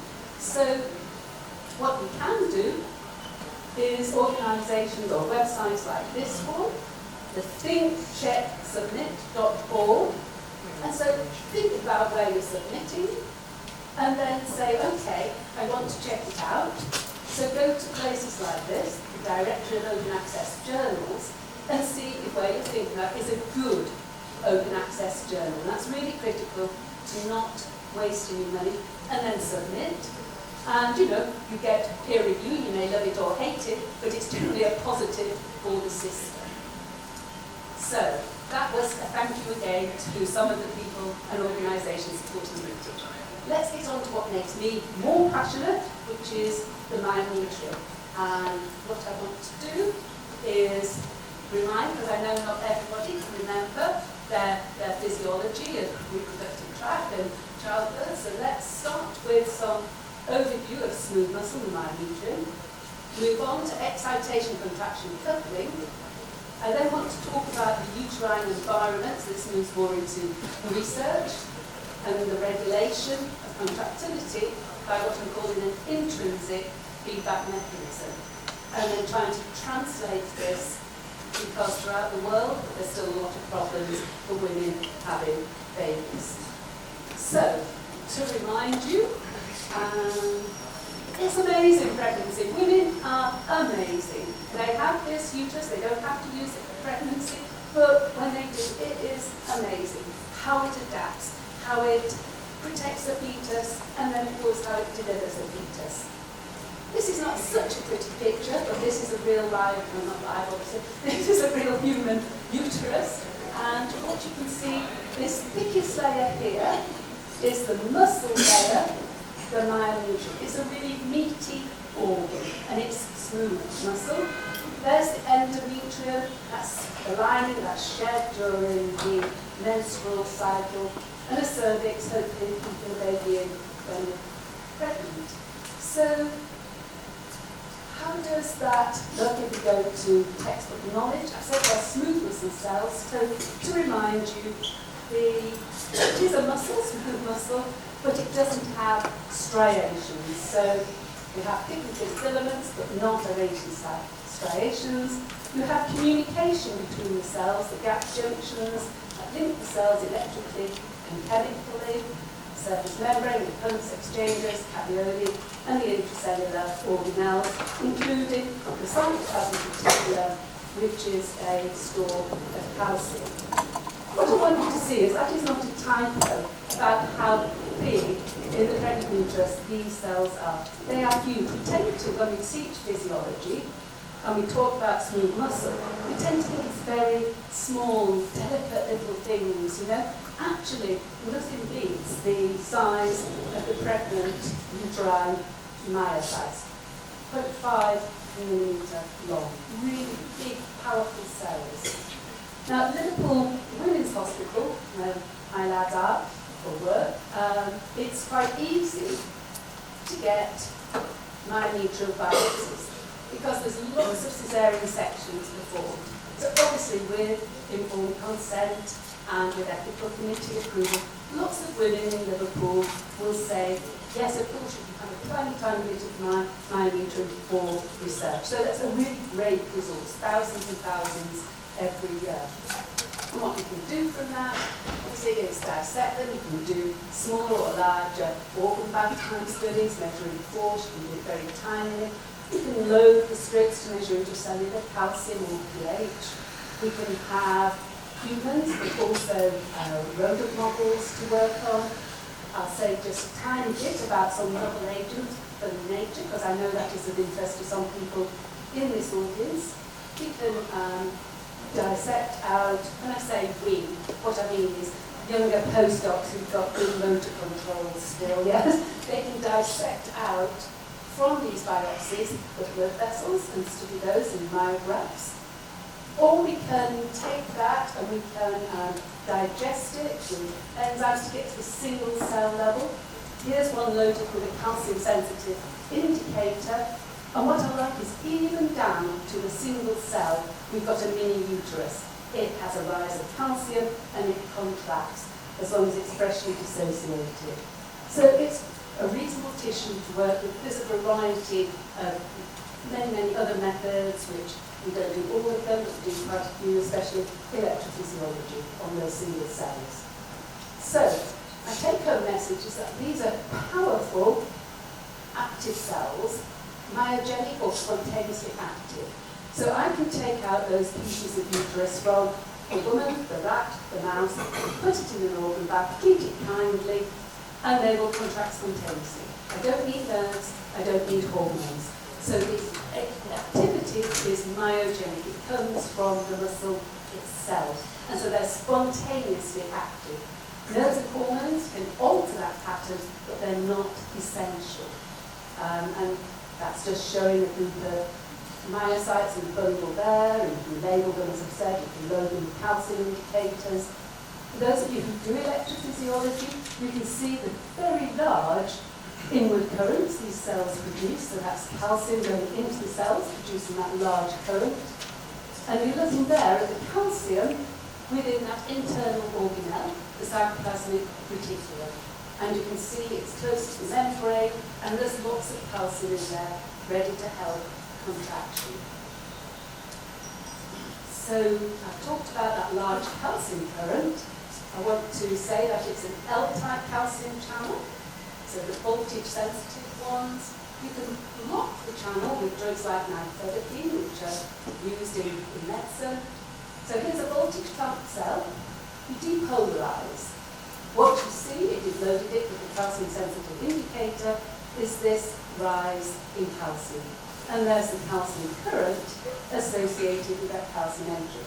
If I block the channel with nifedipine, depolarize, no rise of calcium now, and no calcium current.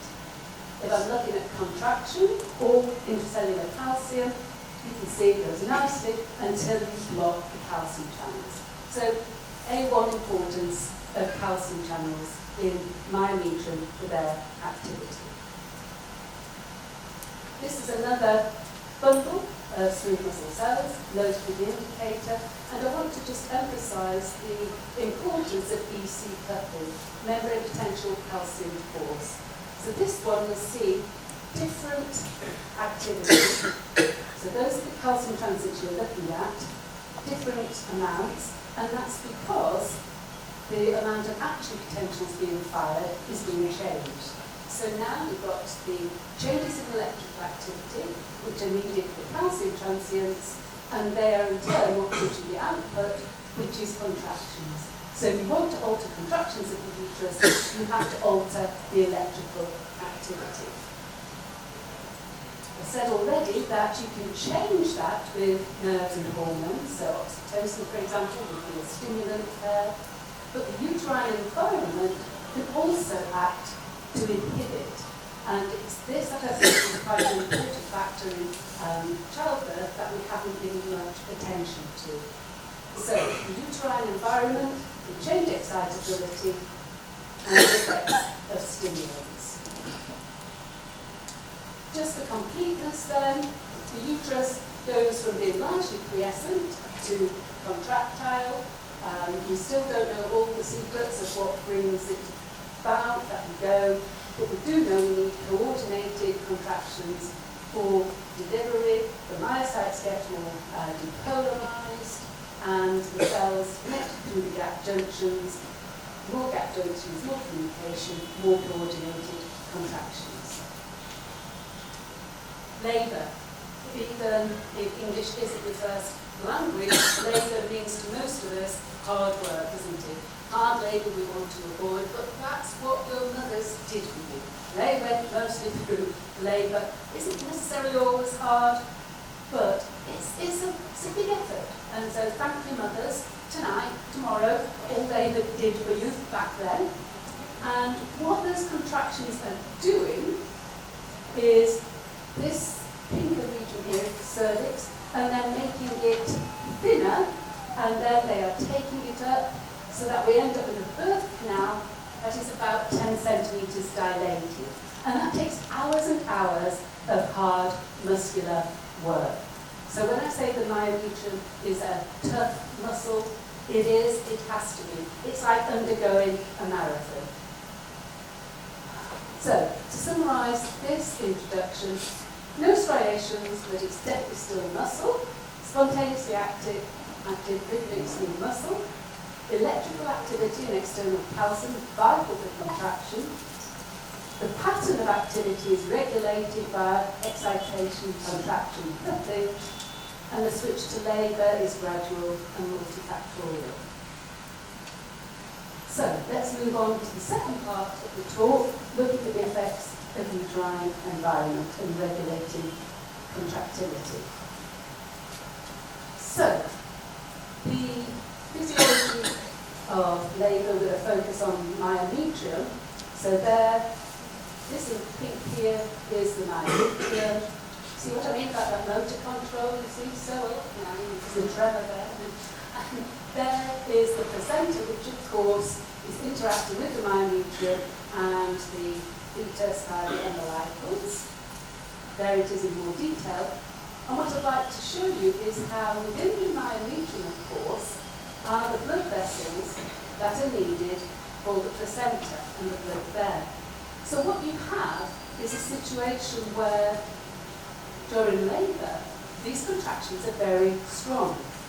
And so what they're doing is, if this is the uterus contracting, and here are the blood vessels going through, they're squeezing on it, they're occluding it. And seeing is believing, so this is an in vivo recording, and we anaesthetised that, so you're looking at intrauterine pressure. And what you see are the very nice basic spontaneous contractions in vivo there. Put a laser Doppler flow probe alongside, and what you see that during those contractions there are significant drops in blood flow. Carries on all those hours of labour. So what you get now repeated transient hypoxic episodes, and that is normal physiology. This isn't some pathology, this is what goes on in labour. And the mother and the fetus can cope with this most of the time. I'll come on to what I mean by that in a minute. But it's something that many people are unaware of, but this is normal labour. What we know, don't we, as physiologists, we know enough biochemistry to know that actually, well, that's going to stimulate glycolysis and lactic acid production. We think, oh, that doesn't sound good, all that lactic acid. And so what I've been interested in is the fact that there's definitely an increase in lactate during these conditions. Measured it. That is a weak acid, so we're going to expect acidification. And the more lactate you have, you know, I had 45 minutes, not 30.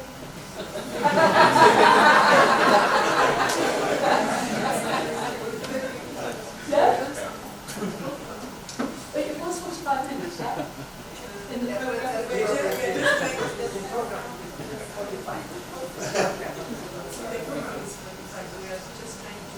Okay, I wish you told me earlier. I would have skipped the introduction because this is the juicy bit. I'll do my best. Okay.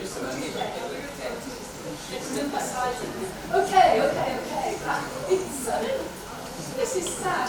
So I asked two questions in vivo. What can contractions do to pH? Can they change it? And can lactate have an effect on contractions? Certainly. This is old work, but it's a classic earnest.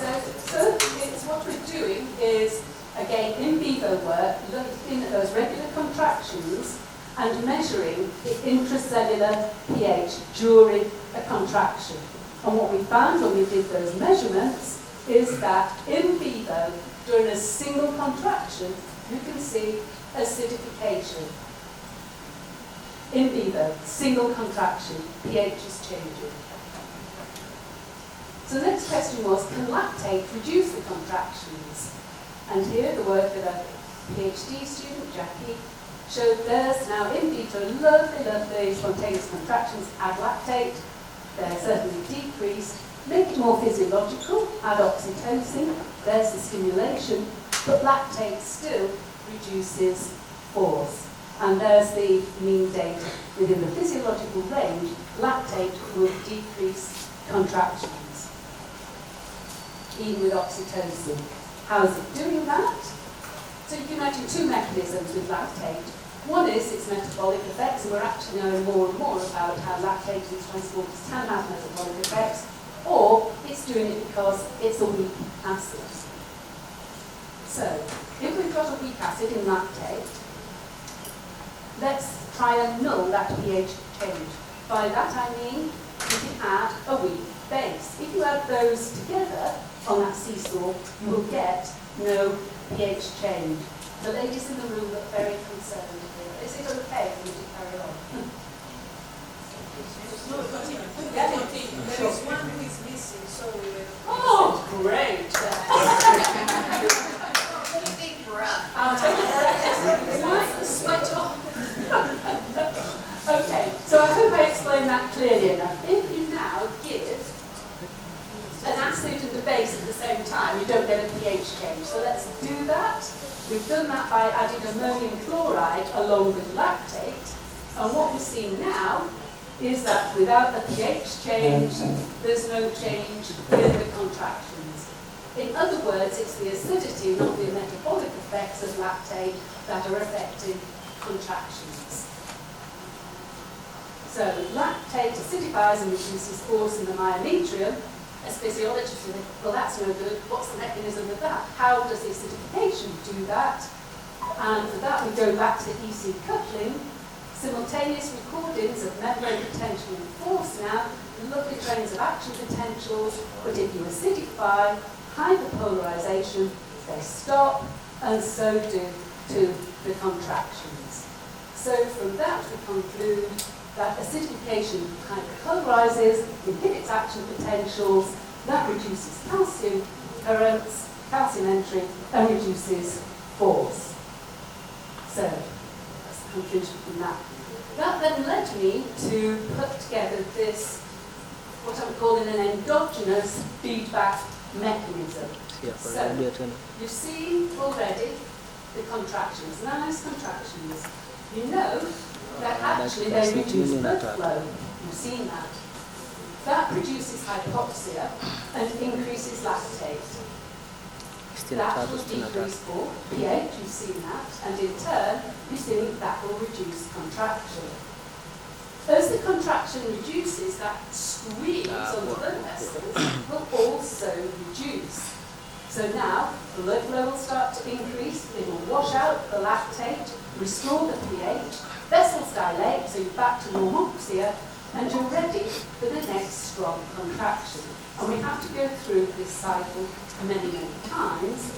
Why I've called it protective is, if we come back to that fetus, and I was saying about normal physiology, imagine that if the contraction is too prolonged or too severe, then that clamp is not released, and then you're into a situation, very dangerous for baby, fetal distress.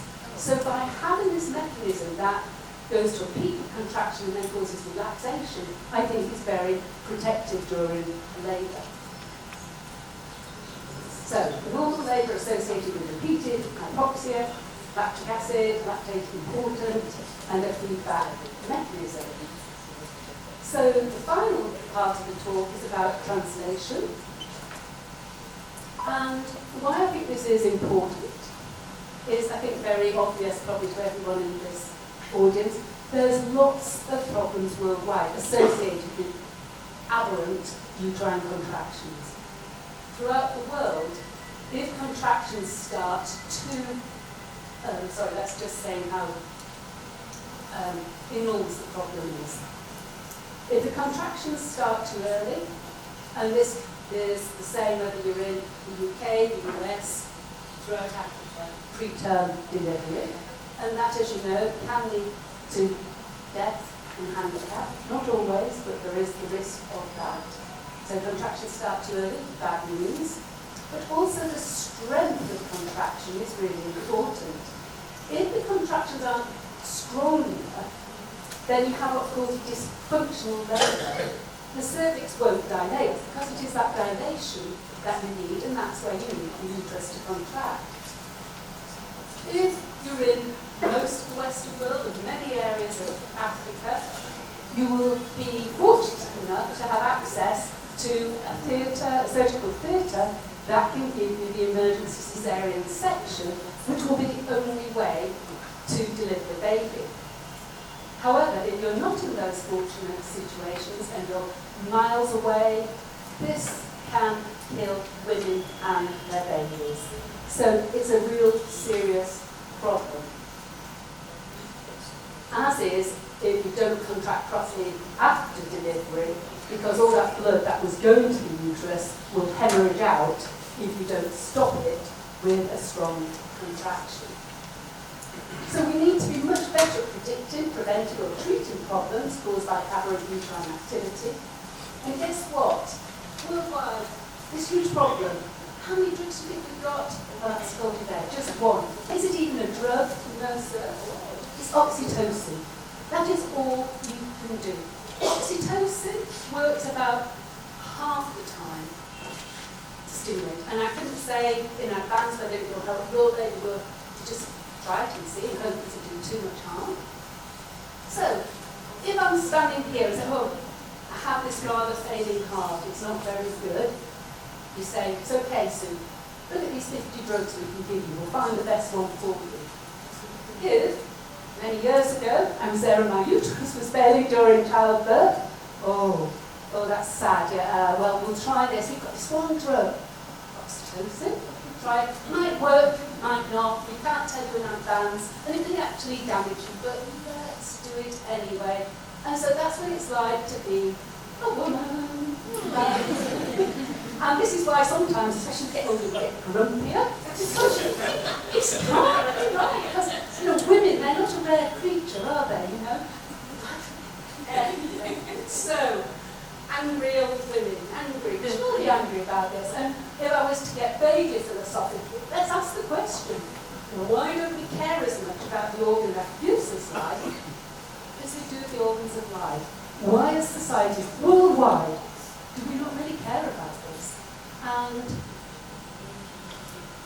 this paper, so inconsistent definitions of labour progress and over-medicalisation cause unnecessary harm during birth. I can't tell you how happy I am with this paper because it's been published on Friday in the British Medical Journal.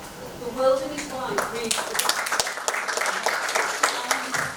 Even nicer is the fact, so lots of authors, some scientists, but 2 of those are from Tanzania. How brilliant is that? Yeah? So there we are. We talk about collaborations, and this is mainly the work of Scandinavian colleagues, I have to be honest there. But the little bits of science in it, and the hospital treatment which I'm going to tell you about, comes from this. So there's our predictive feedback cycle. This is how the BMJ have redrawn it. So they're a better artist than me. And that's quite nice. I'm sure I'll make a good version of that for later talk. But it's quite good for the ego to see it being used in this way. And what the paper is saying is, we might know now some of this, but there's still this big gap between what happens for women in labour and how much we apply the knowledge of science to women in labour. Okay, so let's move on to the translation, the final bit. So my thought was here, okay, what would happen if during all those contractions the blood vessels don't always react properly? Maybe little by little there's a decrement in how much they're relaxing. So this part of the cycle would start to fail. And if it starts to fail, could that be a cause of dysfunctional labour? So let's investigate that, because I knew that acidifier could cause a dysfunctional labour pattern. So, working with clinical colleagues, take blood from the first uterine section of women having a C-section. Get your blood, get it analysed on the labour ward under the gas machine. Get consultant obstetricians separated from the data to say what kind of labour the women were having. Pay particular attention to group D. They were women having a caesarean section because of dysfunctional labour. Let's measure the pH now, get the data together. And what you can see is the myometrial, sorry, I'm getting too excited. The myometrial delivering blood is really so much more acidic, significantly so. You have lots of asterisks of significance there. And only in the women labouring dysfunctionals. Those having caesarean sections for other reasons, not much difference. They also had more lactate. So that's interesting. I must say, this sounds, you probably think, well, we could do that, we could get rid of it. And of course, but this was the first insight, I think, 2004, into a cause of dysfunctional labour. Rather than a clinician just saying, it happened, nothing we can do, no explanation, and that's just not good enough. So going from this, and it takes a long time, we want to translate the findings to dysfunctional labour. So remember the pH null experiment in vitro, and we do that in vivo and stop the acidification having a bad outcome for labour. Ammonium chloride's not very pleasant. A little bit better is sodium bicarbonate, another base. So now, we can, and when I say we, this is with 2 colleagues in Scandinavia, in Sweden. You can get from any corner shop in Sweden bicarbonate in a sachet. I'm sure you have the same in Tanzania and elsewhere. We have it in the UK. If your stomach's a bit off, if you've got a headache, you can just get these effervescent sachets. So these were known already to the women in Sweden in the trial. And we asked, can bicarbonate reverse all contractility in dysfunctional labour? So it's a small randomised controlled trial. 100 women were given the standard treatment, you know what that is, oxytocin, that's all it is. Or now, 100 randomised, we give them a drink of bicarbonate. They have an hour, and then we have to give standard treatment. And it's powered to look at labour outcome. What was interesting was maternal pH is better if they have bicarbonate. Fetal stats are better, but we weren't powered to look at that. But if you look at the number of women who could have a vaginal delivery who did not need surgery, the effects are magnificent. And what I would say is, if we think about those regions, particularly in sub-Saharan Africa, this is bicarbonate, sodium bicarbonate, not expensive. It doesn't need electricity, you don't need to refrigerate this. You don't need 10 years of clinical training to say, let's open a sachet, put it in some water. Yeah? So this has the potential of being life-saving if it's taken up. The data has been replicated by a group in Egypt. So, I'm going to skip these in the interest of time, just to say, ounce of surgical and they produce something a bit like oxytocin. Perhaps we can get some drugs from that. Sarah Arrowsmith, who's now at Manchester Metropolitan University, is looking at that, but we have some nice papers looking at these modified oxytocin molecules. We talked about finding new drugs from natural products, so these are some collaborations I've been fortunate enough to have. So there with colleagues in Austria and Australia. There's Sajira, a former PhD student who's in Thailand, and from Nigeria, Enitone Bafar, who came to the lab to do some work with us. She's now in a scholarship and got an award in America. So hate natural products and great to collaborate. So that's the summary of that. You didn't get the sound going, did you know? Still not going, oh, such a shame, we could have had a laugh, never mind. This is a summary to say loads of questions remain. We definitely need to start translating this research. We need to infuse the next generation of physiologists and not lose girls in women. That's one of my granddaughters. You can see she's a trainee obstetrician. There's a baby inside that balloon. Look at her technique. If there was sound, you'd hear her laughing. Just look at the smile. Great woman, future scientist and obstetrician. And I just want to say, please, thank you to all the colleagues, students and fellows over many years, and also please enjoy the rest of the conference, and thank you.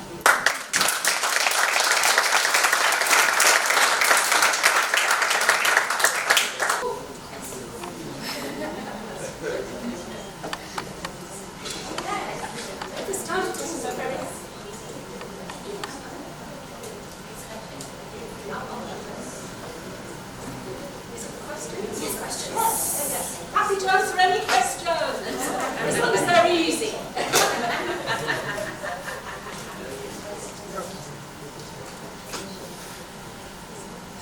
Okay, so I can see why this was plenary 1 and 2. What a hefty morning. If we can do quickly questions that we have for panelists. Quite a lot has been discussed. Quite a few. I think we used to joke with some of my friends that if men could give birth, we would have been giving birth by Bluetooth by now. But you know what? We now have uterine transporters that help women who are born, say, without the uterus. Yeah. So you can make it for your mother, put it in her womb, put it in her, and now they're alive births. But you know what? Now there are some activists biologically born as a man to have a uterine transplant. I'm sure just so they can say is the first man in the whole world to do that. It's funny how things go. That's all I'll say, because this is a political operator. Okay, questions. I will have to any of our plenaries. Thank you very much, the two presenters, the two professors. My name is Dr. Akani Elime from University of Rwanda. You need to project. Okay. I want to first of all make a contribution or question to the first presenter, Professor Alagbonsi. I want to especially thank you for your presentation. While you were presenting, I was saying to myself, if this is the only presentation I will listen to in this conference, I'll be very satisfied. Yes. Just like physiologists, we know after 120 days, red blood cells die. So there's a question my lecturer once asked, what is the fate of RBC after its lifespan? And students have also asked me a question which is somehow similar to that. What is the fate of physiologists after graduation? So what you presented really is something that I feel we should pay very close attention to. And like you said, you're an action person. I think we have a lot of professors here, very high caliber. I think there is a need for us to take your presentation so seriously if we do not want physiology as an area to be under extinction. So I want to really thank you, and that's what I want to say regarding your presentation. There's a need to form a very formidable action plan to implement some of the solutions you provide. That's for you. Then for our Emeritus Professor, I want to thank you so much for your presentation. While you were presenting, I was really paying close attention to your presentation because it's an area I really love. Thanks to one mentor I have, Professor Nelson Ori from University College London, who really made me to understand cell signaling and ion channels, although theoretical, not really practically.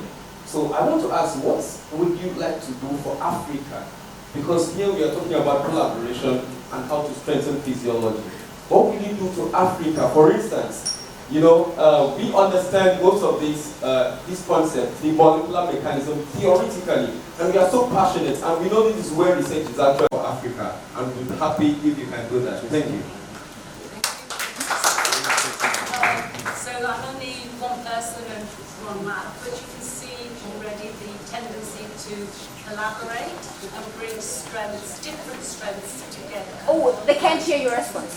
So I think you saw already some of the reasons why we collaborate, because no one lab, no one person, no one group will have all the skills, whether they're in Africa or Europe. So it makes sense to collaborate.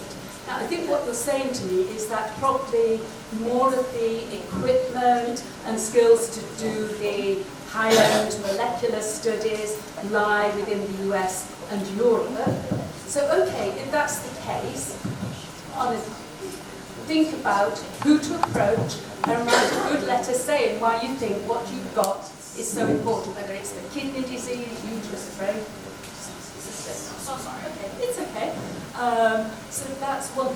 I think also, though, the other point to say is not to be satisfied with the status quo in Africa and carry on advocating and making connections and joining dots. So neither side should be passive on this. We need to be proactive. We need to find solutions. And I think just the fact that we're all here today is a good start. But if I could say one thing, it is that I know we are much more privileged in terms of the research, tools and activity within the Western world.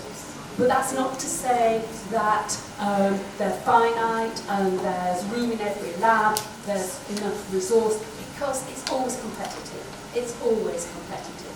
So for Africa, I would say build your networks abroad and within the continent, and then more locally. And you've started to do that anyway.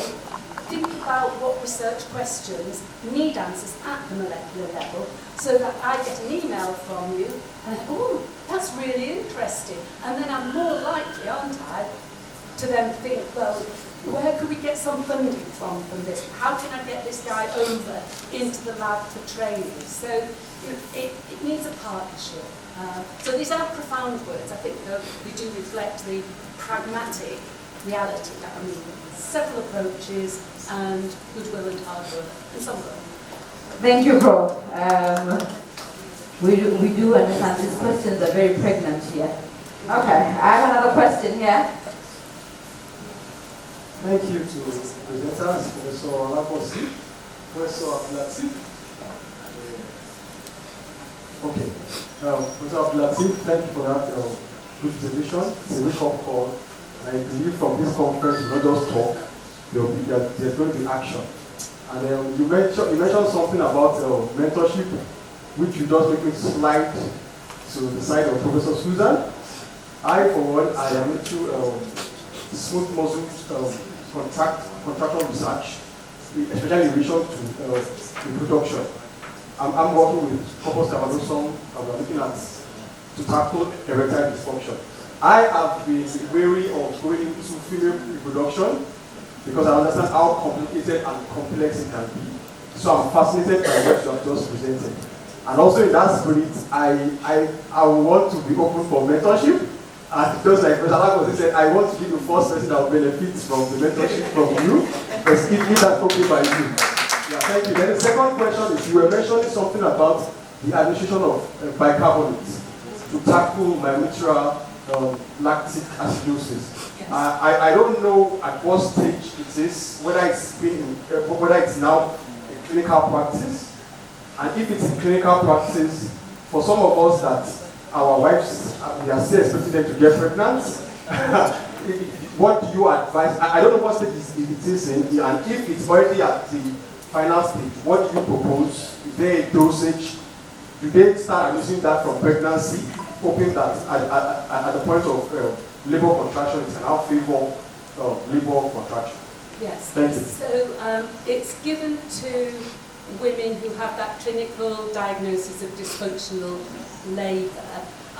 So now, for example, in that hospital in Sweden, the trial's over, but the midwives saw how well it worked. So now, with no persuasion from anybody, they will now, off the record as it were, recommend that the women have a drink of bicarbonate.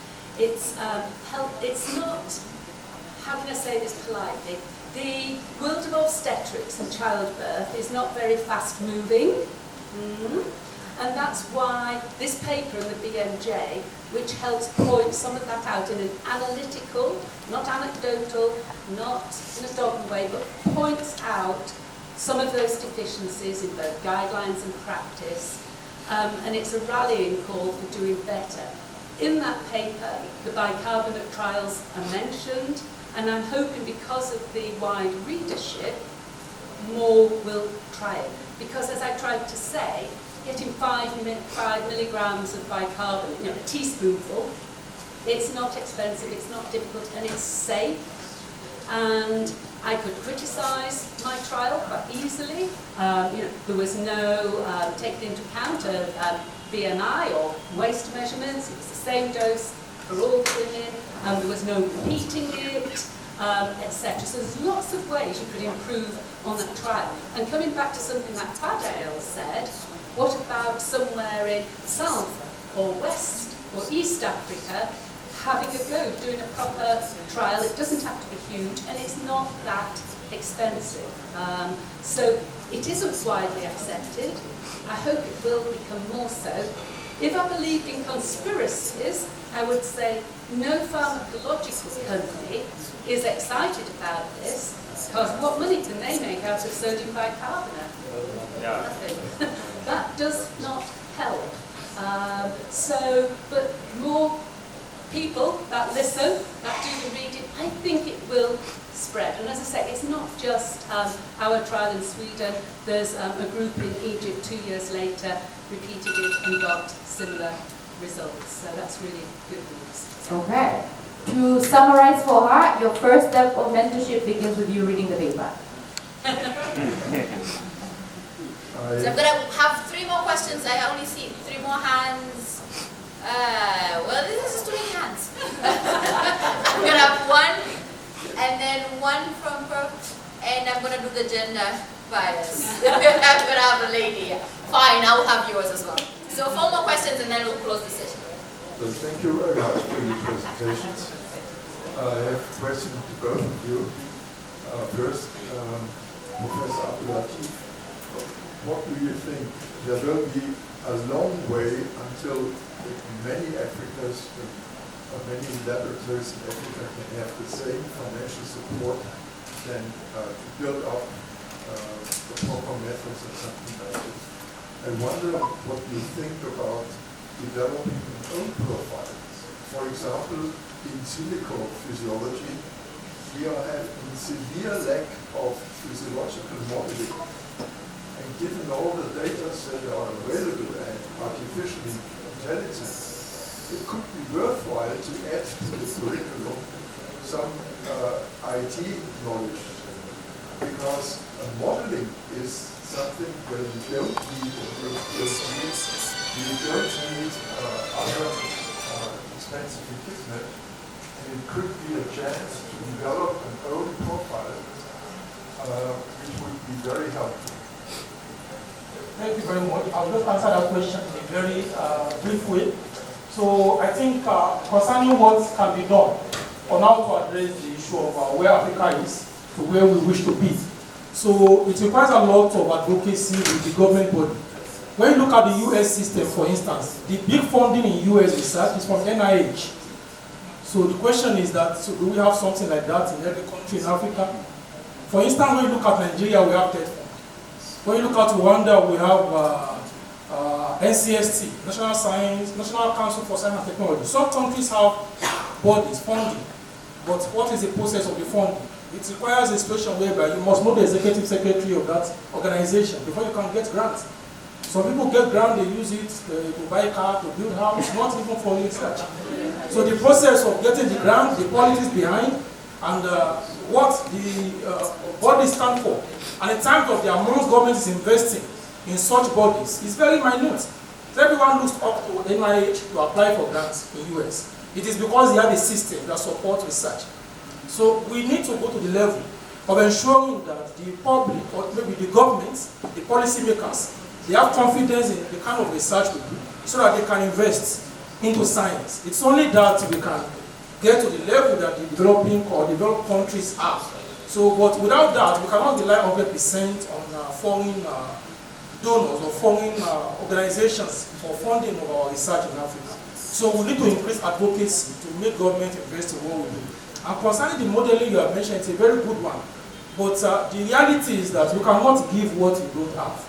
So even if you want to do modeling, if you want to do this, do that, some of those techniques that don't require much of hands-on laboratory process. So it needs mentorship. For instance, AI is something that everyone is talking about now. But the question is, what is the capacity of Africans as far as using AI on research? So it comes to the issue of mentorship. We are talking about here. So as much as possible, we will try to continue to advocate for more mentorship. And that's why we are continuing to appreciate the mentorship program that will be launched in this conference. So I believe with mentorship and with continued collaboration, we get there as soon as possible. Thank you. And one short question to you. When I was born, I was probably very busy myself, and I cannot remember what my mother did, but I think she was really hyperventilating. That should have reduced the pH anyway. So what is the added value of the bicarbonate, and how does it reach the nutrients? So, okay, nice question. So it's really that first stage of labour that the bicarbonate will work out to restore the contractions. Because once you go to that second stage, of actually delivering the fetus, that's when all the changes in maternal breathing have most effect. And then often you're told not to hyperventilate too much because of delay in that delivery. So it's quite, as you know, I'm sure, quite complicated what you should be advising to do with the breathing and not blowing off too much CO2 as well. What was the last bit? How they can reach the uterus? Oh, so because you've got so much of your cardiac output going to the uterus at that stage, anything from a fifth to a fourth of your cardiac output will wash through the uterus. So that is sufficient in the time of an hour to do that.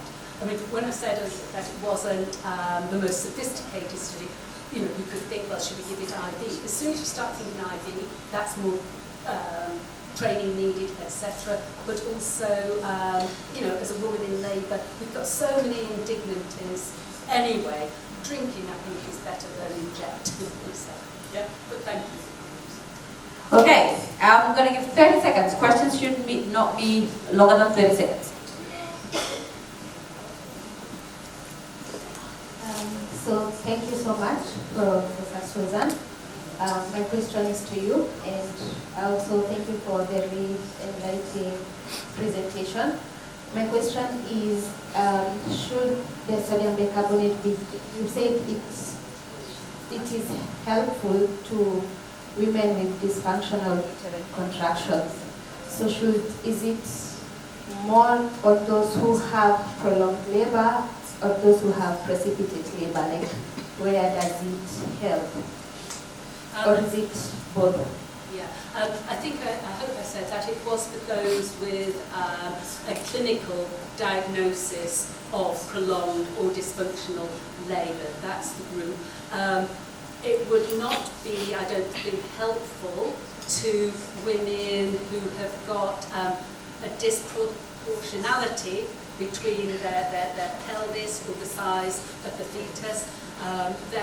It wouldn't be necessarily helpful because it's never going to work if you've got this disproportion. So this would be in women without other complications, should I say, yeah?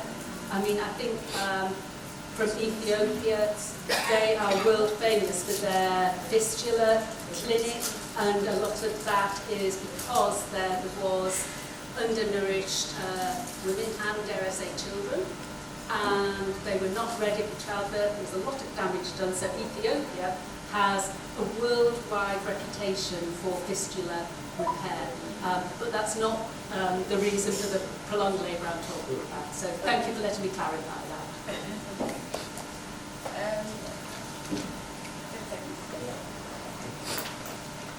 Thank you very much. My name is Benjamin, Professor of Physiology. I will ask you only one question from my friend or comment from the first presenter, particularly when he was talking about the Nobel Prize. And indeed, I followed it very seriously, how we nominate these Nobel Prizes. And when I was taking physiology, I thought that was a very good. I'm pleased that there is no politics to that. Because the human body, that function is saved from Eastern and Western. So I'm not worried with this. What we are worried, why are we worried? That you are not even in that list. When I did my master's in the UK back in mid-85, when I came back, I said, no, I cannot go for thinking about the Nobel Prize when you come back. And when I went to get back for my PhD in UK, then I also say I cannot think about. I read those people who are selected for Nobel Prize.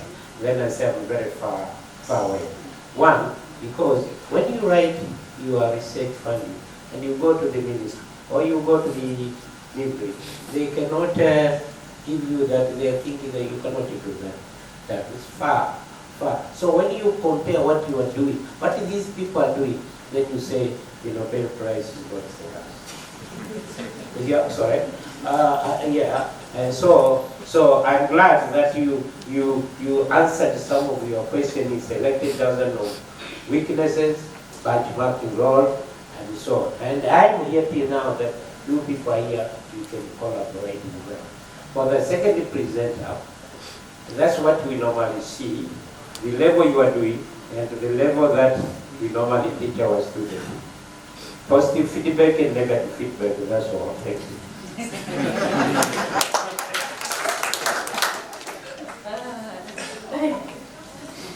30 seconds, please. Thank you. My name is Shubi. I come from the University of Dodoma. I teach biochemistry. My question is to Professor Susan. About that lactate cycle that seems to go on in the background of the contractions. And you said the dysfunctional labor, you found correlation between the dysfunctional labor and a drop in blood pH. Yes. So my question is, do you have any theories on, it's as if there is some impairment in the processing of the lactate. So do you have any theories on why? So yeah. So I'd say two suggestions. One is that in some women the blood vessels are not as robust, that they can maybe only take 20 or 30 cycles of compression before they are not as functional. So their response to hypoxia, etc. So that's one limit. The other is that perhaps the deficit is at the level of the uterine smooth muscle cell and how it transports lactate, how it buffers and regulates its pH. So lactate we know has to be, there's a transporter for lactate, actually no. Perhaps in some women that is not expressed as robustly or as the wrong isoform than it is in other women. So these are just suggestions, and if something else has occurred to you, I'd be very happy afterwards to chat about it. But those are my two main, they're both quite hard to study because we don't know in advance which women will have dysfunctional labours. We can say what risk factors are. You know, if you're obese, there's somewhat more chance. But we have very slim, very fit mothers who also get dysfunctional labour. It's not if you're black or white. We all get dysfunctional labour. So it's quite hard to know in advance and to get those samples. But thank you. Yeah. About knowing in advance, maybe they have a general impairment in processing lactate, so some enzymes in the liver. So the Cori cycle is not. Yeah. So for some of those, because they're actually quite serious conditions, most of those that we're talking about, those women, if they manage to get pregnant, the clinicians will make sure they have an elective cesarean section. So they won't put them through the rigours of labour. They will have the cesarean section. So we don't know what the outcomes might have been. We can make guesses, but yeah, those women who are not medically well are looked after differently, obviously, from how can we put it, the rest of the female population who are pregnant. Okay, let's do a thunder clap and finish the session. And clap. Thank you very much, Professor Abdullateef. Amazing session in the beginning. Please, you can have your seats back. Okay, we are going to go to the next session. Yes. Professor Kubo, who is the second vice president of IUPS.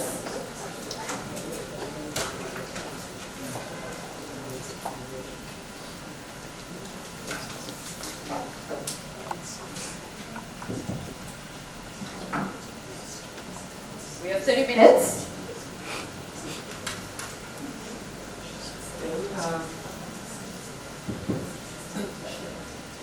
First of all, I'd like to say congratulations on the beautiful start of the EASPS conference. So I feel really touched when I think about And our society also organized PAPS Congress in 2019 in Kubo. So this is the content that I'm going to present today. And I really want to first to present, but finally I decided to give a sort of example lesson for student classes. Please understand as such. So it focuses on basics of ion channel study. And the second part, I'd like to mention perspective of ion channel research with very brief introduction of our research. What is this? Over or egg you had this morning? And my answer is, it is cell. And then, which part of a cell is most important? Maybe you say nucleus, where genetic information is stored, or mitochondria, which is important for energy production. But my answer is no. What's most important in cell is membrane. So it is order between self and non-self. Without membrane, there is no cell. So let's say this is live organism. If this is single cell organism, this is one life. And there is outside environment or extracellular environment. What's life? What are important features of life? So please understand, I'm talking this as an example lesson of physiology. Okay? Homeostasis. This is very important. And adaptation to environment. This is also indispensable for life. And of course, maintenance of species. This is also very important. So, and to achieve these features, we have to do metabolism for homeostasis, and we need to discard what's not needed, and we have to take up nutrition. So for metabolism, and for the adaptation to environment, we have to, for example, flee from enemy action, and also we need to sense environment.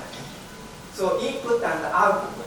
These are fundamentally important for life. And for these fundamentally important life, we have membrane proteins, such as ion channels and receptors. So ion channel is very important for excitability of the membrane, and this is indispensable for activity, locomotion, and also for sensing. Receptor is important. And for the disposal or uptake of nutrition, transporters are important. So I think you understand how important membrane is and how important membrane proteins are. So do you agree with me? Yes. Oh, thank you. So that is the reason why we are working on ion channels. So next, I'd like to explain contribution of ion channels in membrane excitability.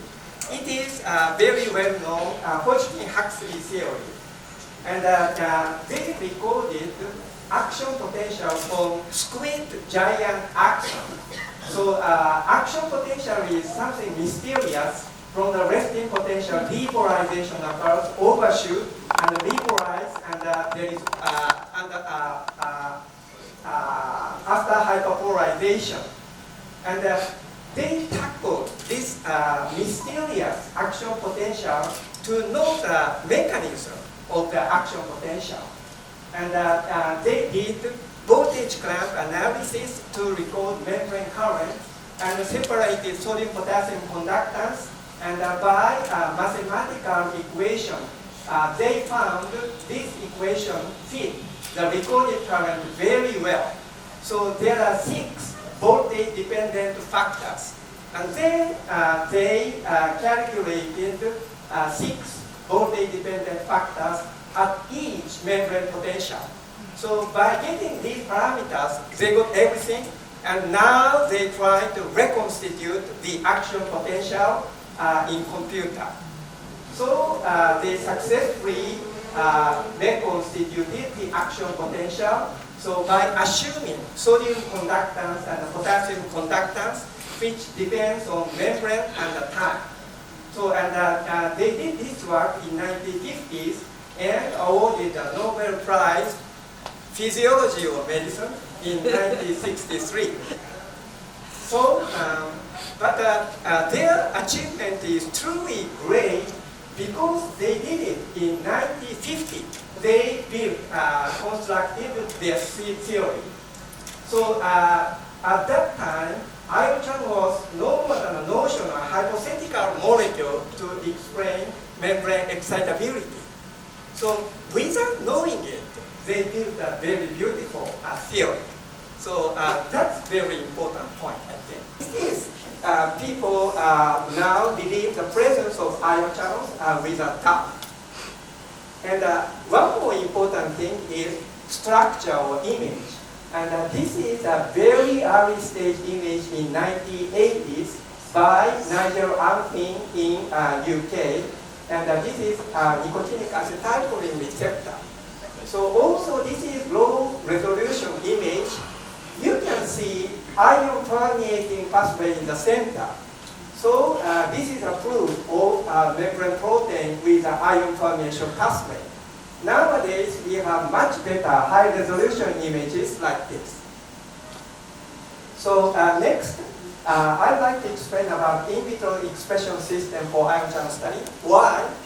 After the isolation of cDNA gene, we can now introduce mutation to the wild type. So then we can compare wild type channel and the point mutated ion channel. So by comparing the phenotype, we can tell, oh, this part of the protein is important for this function. So that is what we call structure-function relationship. And for that purpose, in vitro expression system is very important. Because, for example, if we record from neuronal cells, there are more than 20 types of ion channels expressed. So then we cannot tell which part of the current is from which ion channel. So that's why to know explicitly, it is necessary to express only the focused ion channel. So for that purpose, to have a cell with no endogenous ion channel current is very important. So that's the advantage of in vitro expression system experiment. And for that purpose, we use water frog. And in Japan, it is called African crow frog. So, and this is a mother, and by surgical operation, we isolate all sites, and the diameter is about 1 millimeter, and we inject the tRNA of wild type channel or mutant channel, and then compare the phenotype by 2 electrovoltage clamp experiment. So this is very powerful to approach the structure-function relationship. And I'd like to now show 2 successful examples of structure-function study. One is selective permeation, and another voltage-dependent gating. So you know, sodium channel permeates only sodium, not potassium. And the potassium channel permeates potassium, not sodium. But you know, potassium ion is larger than sodium. Why bigger potassium ion permeates better than small sodium ion? So it is a question of selective permeation. Potassium ion is larger than sodium. However, potassium channel permeates large potassium ion 1,000 times better than small ones. So what's the mechanism? And the answer was obtained by mutagenesis and also by structure analysis by Rod McKinnon, who was awarded a Nobel Prize in chemistry. And in the center of the tetrameric molecule, there is permeation pathway, and this region is expanded, enlarged here. So the carbonyl oxygen binds to permeating potassium ions. And this is side view. Then let's see top view. So when potassium ion is in potassium channel, it is like this. So you can see carbonyl oxygen of the backbone touches potassium ion. However, when small sodium ion is in the pore, so it is not fully touched. So this difference is important. This is close to hydrated state of ion in water, in solution. In solution, ions are hydrated, and but to enter the pore, water is removed. However, these mimic the water molecule. So that's why energetically this is close to the hydrated state. In contrast, in the case of sodium, it is dehydrated state, which is energetically very unfavorable. So this is a mechanism of ion selectivity. And the next, why voltage-gated channels open upon depolarization? How do voltage-gated channels sense membrane potential?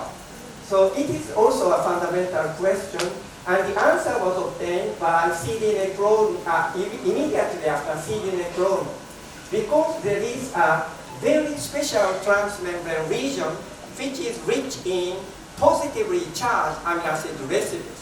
So then we can easily imagine. So this segment is in the down state, the resting state, because this side is negatively charged. But upon depolarization, inside positive. So then the positively charged segment will be repelled and move upward. So people believe this is a mechanism of the voltage-dependent gating. But this is conceptually structure analysis of ion channels very much delayed. But after this, this is in a sense structure analysis without crystal. Just take purified proteins imaged by Tri-EM, and maybe there are so many bottom view photos, and make average, and averaging, by averaging, noise decreases and the signal increases. Now we can have beautiful bottom view. Also we have top view, oblique view, side view, and combining all these refined images in computer, we can have 3D structure. So this is structure analysis without crystal. So it induced remarkable advancement of ion channel structure study. And more recently, there is another powerful approach, AlphaFold in 2021, and AlphaFold 2 in the next year. So this is computational prediction of the protein structure. So at the beginning, we did not trust it too much, but it is really powerful. So when the structure is totally unknown, the prediction is very powerful. It gives very important information. Next, about conformational changes. Structure biology is important, as I said, but it provides us with only snapshot, still photo. But we actually want to see a dynamic image of the functioning molecule.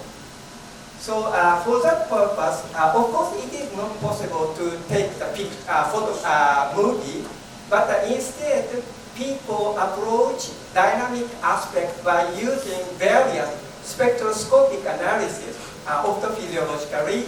And one method is voltage gramphrometry, and we can record electrophysiologically the ionic current, and also track the structure rearrangement by putting flow over here. So the fluorescence intensity changes depending on the change of the environment. So for example, here it is in lipid membrane and it is in water. So by recording the fluorescent intensity change, we difference for flat solution in ST1. So ST1 is involved, calcium is involved in the regulation of fat intake. So, in order to show that there is a message from control Wray, we applied some chewing gum onto the tongue, and we observed that there was a message transferred via nerve number 9 and 7 towards a nucleus of solitary tract. That sent a message to physiologic area and also AAPS, which are involved in the regulation of behavior. Secondly, what we did, we sectioned these two nerves, and we found there was no firing on the neurons, neither in NST nor in the other parts of the brain. At the same time, we observed there was no secretion of pancreatic juices. So we can say that the message is transferred from tongue to brain via nerve number 9 and 7, and this is an activation in the different areas of the brain that is responsible for the anticipatory mechanisms. We further show that NST sends a message to different parts, and finally the gustatory message arrives in the nucleus, which directly communicates to parental area involved in addiction. We can discuss about that. That is not the problem that we are dealing with in the laboratory. Whether it is an addiction for fat, if it is a taste of sugar, whatever it is a taste. Because before addiction, we must prefer a solution. We must like it. And this happens in human beings. I will come to you. Now, I don't have time to tell all the mechanisms that we decipher from the opening of right channels, right 1, right 3, and the calcium was responsible for the release of neurotransmitters, that is serotonin, that was indeed sending the message towards the brain. Now, by the time we were publishing this work, there was a paper from Nestle Group, and they say this is not CD36, it is the GPA120 that is responsible for fat taste. It was very intriguing and sometimes hurting because our scientific integrity is somehow was questioned, and a researcher finds like that. So we got GPA120 knockout mice from Japan, from Kyoto, and we conducted experiments, and we demonstrated that GPA120 is not involved in the detection. The paper was refused. We did other experiments, and we used SIRN technology. All the methods are available, and we showed that indeed GPA120 is not involved in the detection, rather in the regulation of eating behavior. So our theory was correct and confirmed by several researchers that CD36 is involved in the detection. In this work, we demonstrated that. Early in the morning, when we go for the breakfast, we take a bread with butter. We say, this is delicious. This is CD36. And within minutes, we have demonstrated in human beings, and that's my journals, I'll show the experiment, that it goes down.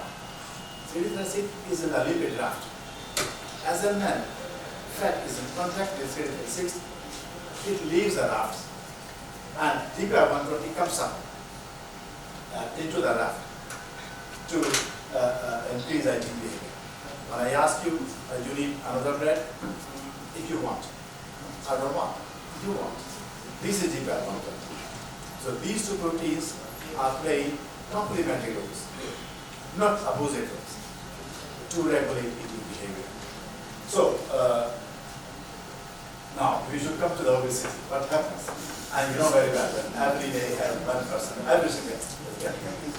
We have more than 800 people in the world who are clinically obese.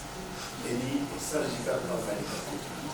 And that's a burning point. I made a TED conference because I am touching with family, people are being allowed their obese. So the many factors. Whatever it is in front of us, and we should take this problem seriously. And we know that it's a slide that obesity is responsible for a number of complications. It's not new, you can see on computer. But we were looking for a model on obesity. So we had a project, as I said, we collaborated with different African countries. So this work was through bilateral collaboration in Algeria. And in the desert, there is an animal called sand rat. Some of its species. This animal never drinks water because there is no water. This animal comes out of its hole every day early in the morning, takes the leaves of this plant, take them back to the hole, eats and sleeps. So his life is eating and sleeping, eating and sleeping. Very beautiful life. No office time, nothing. Just come out, it's around 5:30 and 5. Every day. So we had the same life people to capture this animal. And if this animal is taken to the lab, first we have to accustom the animal to drinking water. And animal becomes obese. And then it develops type 2 diabetes. But that is the only model that gives us information on the transition of a normal life to obese 1 and then to diabetic 1. So,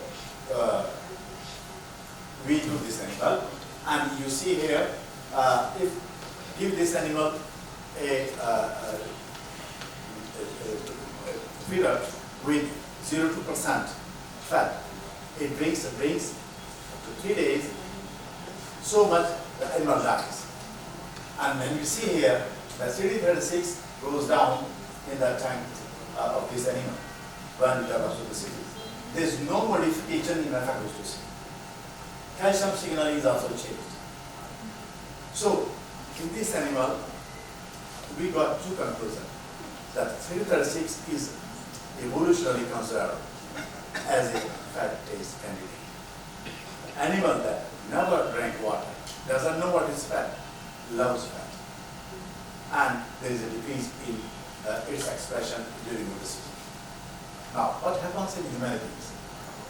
We conducted a number of studies on obese children, obese adults, and obese adolescents, and controls in different countries like Tunisia, Algeria, Morocco, and Senegal, of course in France and Czech Republic.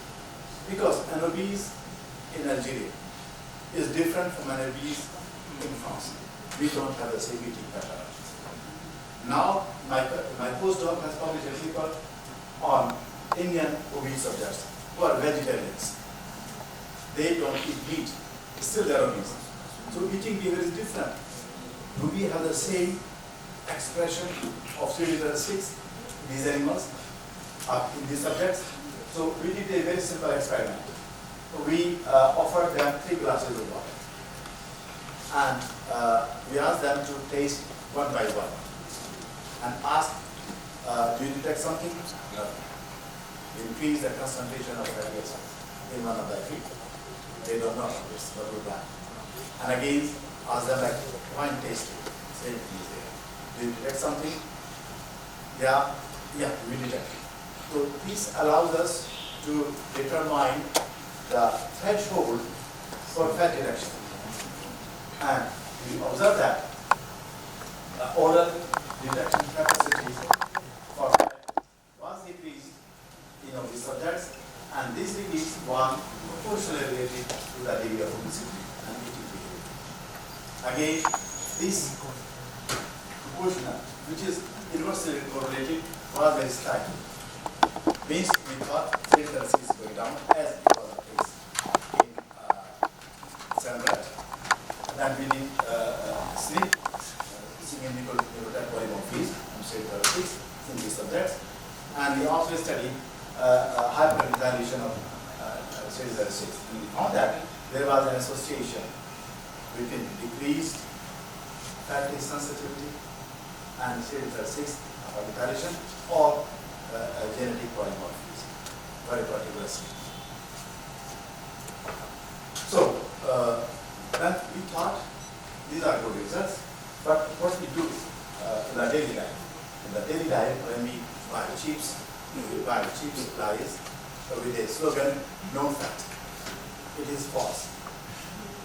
They have added either trans fat or fat that is completely changed its structure. For example, fat substitutes are the 6 to 8 fatty acid carbon chain or saturated fatty acids, but these substances bring calories from 0 to 6 kilocalories. They say, they don't say 0 calorie, they say no fat. So we have fat-derived substances.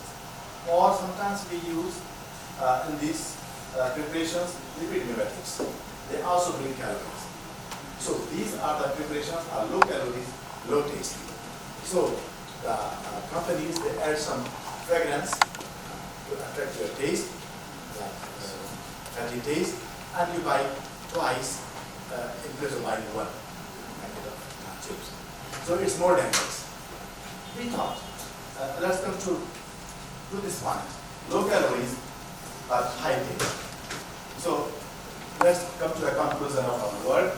We observe that CD36 and GPR120 are involved to send a message to the brain when it communicates with the spine.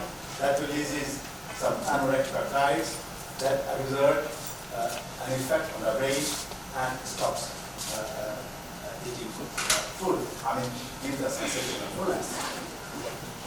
In obese subjects, we observe that CD36 decrease means high fat intake because of low transmission of gustatory message, associated with low communication with the spine, low anorectic peptide release, and low satiety means obese will keep more and more. So we thought perhaps we can have another solution to the problem. In this case, I thought we can synthesize some molecules that can bring high taste like fat, but no calorie. I tell you, in my lab, nobody believed it. Even my friends, they used to look at me just behind. And I said, let's go. I discussed the chemist. But if it happens for sugar, sweeteners, why not for fat? Then we had a project. And then I had a collaboration with Tron. He synthesized a molecule, Tron is a fat, TAC891. TAC891 is a GPR120 agonist and exerts anti-obesity. We demonstrated that TAC891 binds to taste buds, trigger the release of these anorectic peptides. You can say the hypothesis is correct. That encouraged me, and then we synthesized a number of fat taste modulators. And I'm showing here W2 and CAS3 that bind to CD36 and CAS5 that binds to both CD36 and 120. And you see the depolarization of FRML is very high by CAS and CAS5 as compared to those triggered by linoleic acid and folic acid. When we see about the biosecretion, that's also very high by our substances as compared to that triggered by linoleic acid in hatched histograms. And these molecules exert endocrine perturbator, no toxic, no teratogenic, no physiological effect. So I have 5 minutes. Good, it's sufficient. 5 minutes, isn't it? Yeah, okay, 2 minutes left. I told you, the last speaker is at the front. Let me finish my story. Yes. Yeah, that just, I would like to show the two sides. This is very important because when the scientists use an anti-obesity substance, what they do, they feed the animals at first with anti-obesity molecule, then start inducing obesity. No, it is not the case. Today I am overweight, I am getting obese, now I will think, what should I take? So I should mimic in the same way. So we give half a ton. Then after 10 weeks, the animals are getting obese, we give them anti-C and CAS5, there was decrease in body weight associated with low intake of high fat food, and the same was observed about the upregulation of CD36 in terms of case cells.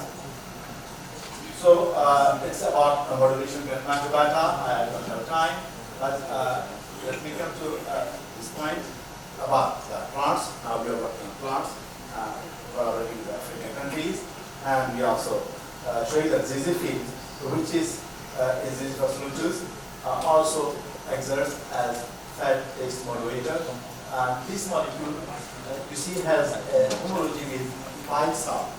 So we demonstrated for the first time that in this spectra, we have BISA receptors, and ZZ-feed is binding to this receptor. The same thing is about oleanolic acid that has a very close homology to dolic acid, and this exerts an anti-obesity effect by binding to timber. The last slide will be here on the way of this is my concept and hydrocarbon.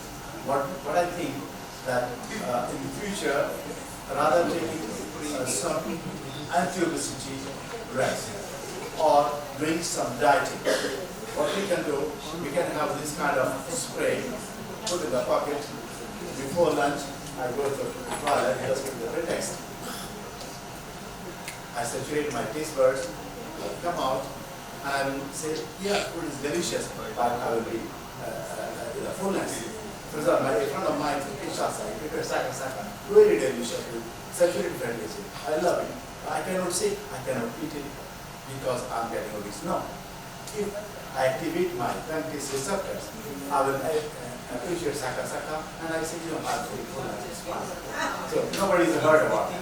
So we have now conducted an clinical study in phase 3 and phase 5 in NAN, and we are in phase 2. We have founded a startup. I won't give that name of the startup because it's not my job. And we are in the phase 3 clinical trial in researchers to activate these receptors and trigger obesity and physiology.